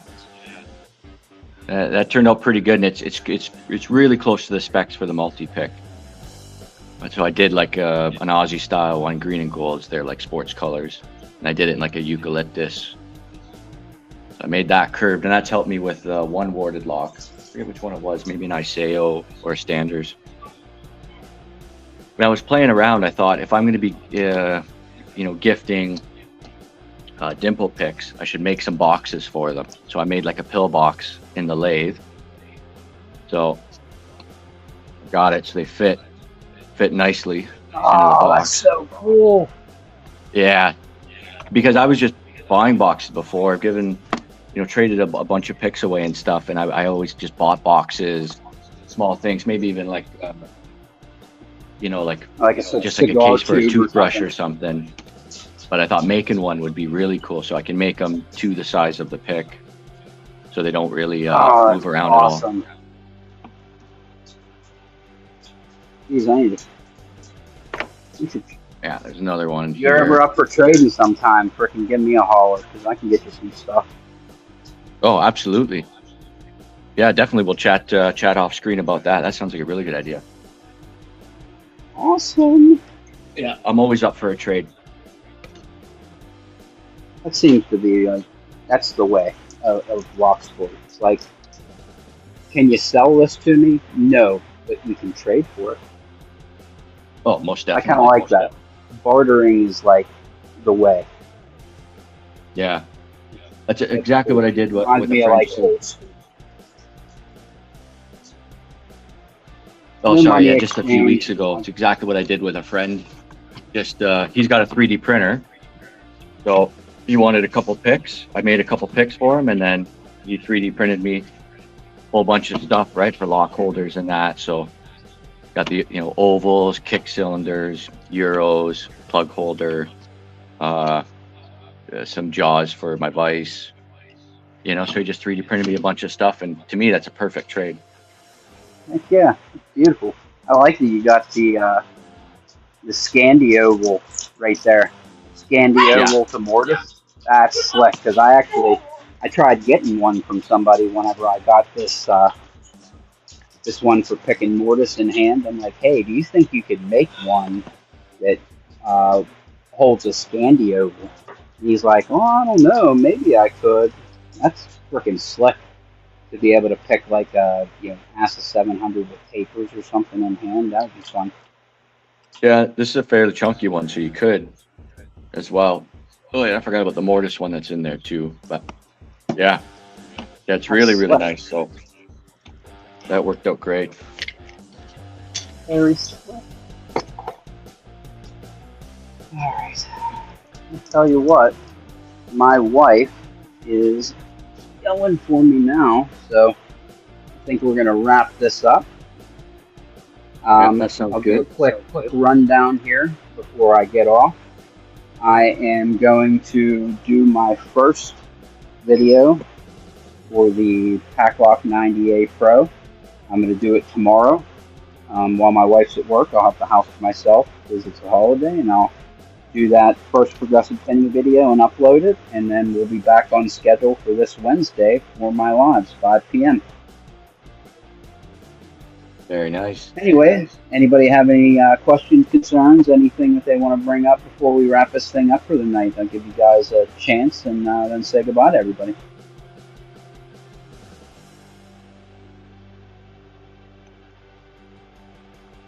first thing I want to do is thank you, Chevy, for coming on with me. I greatly appreciate it. It's always great having a chat with you and picking some locks and having some laughs. Yeah, no problem. Yeah, I had a great time. Thank you for having me on. Yeah, I love it when you're on, man. It's cool, catching up with you and having somebody from the other hemisphere on with us. Yeah. Yeah, it's a windy one today here in Australia. There was gusts up to, I guess, about 65, 70 miles per hour. So staying inside. But yeah, it was great to see you. I'm going to go as well, of course. Next Sunday? We're actually back on schedule for Wednesday. We had Wednesday at 5 p.m. here in the States, so that's the same time of day, but on Wednesday where you are. That's right. Okay, awesome. Yeah, appreciate you coming. Thank you so much, and I hope to see you again next week. No problem. Hopefully I can. All right, guys. All right, beautiful. Everyone, have a good night. Bye.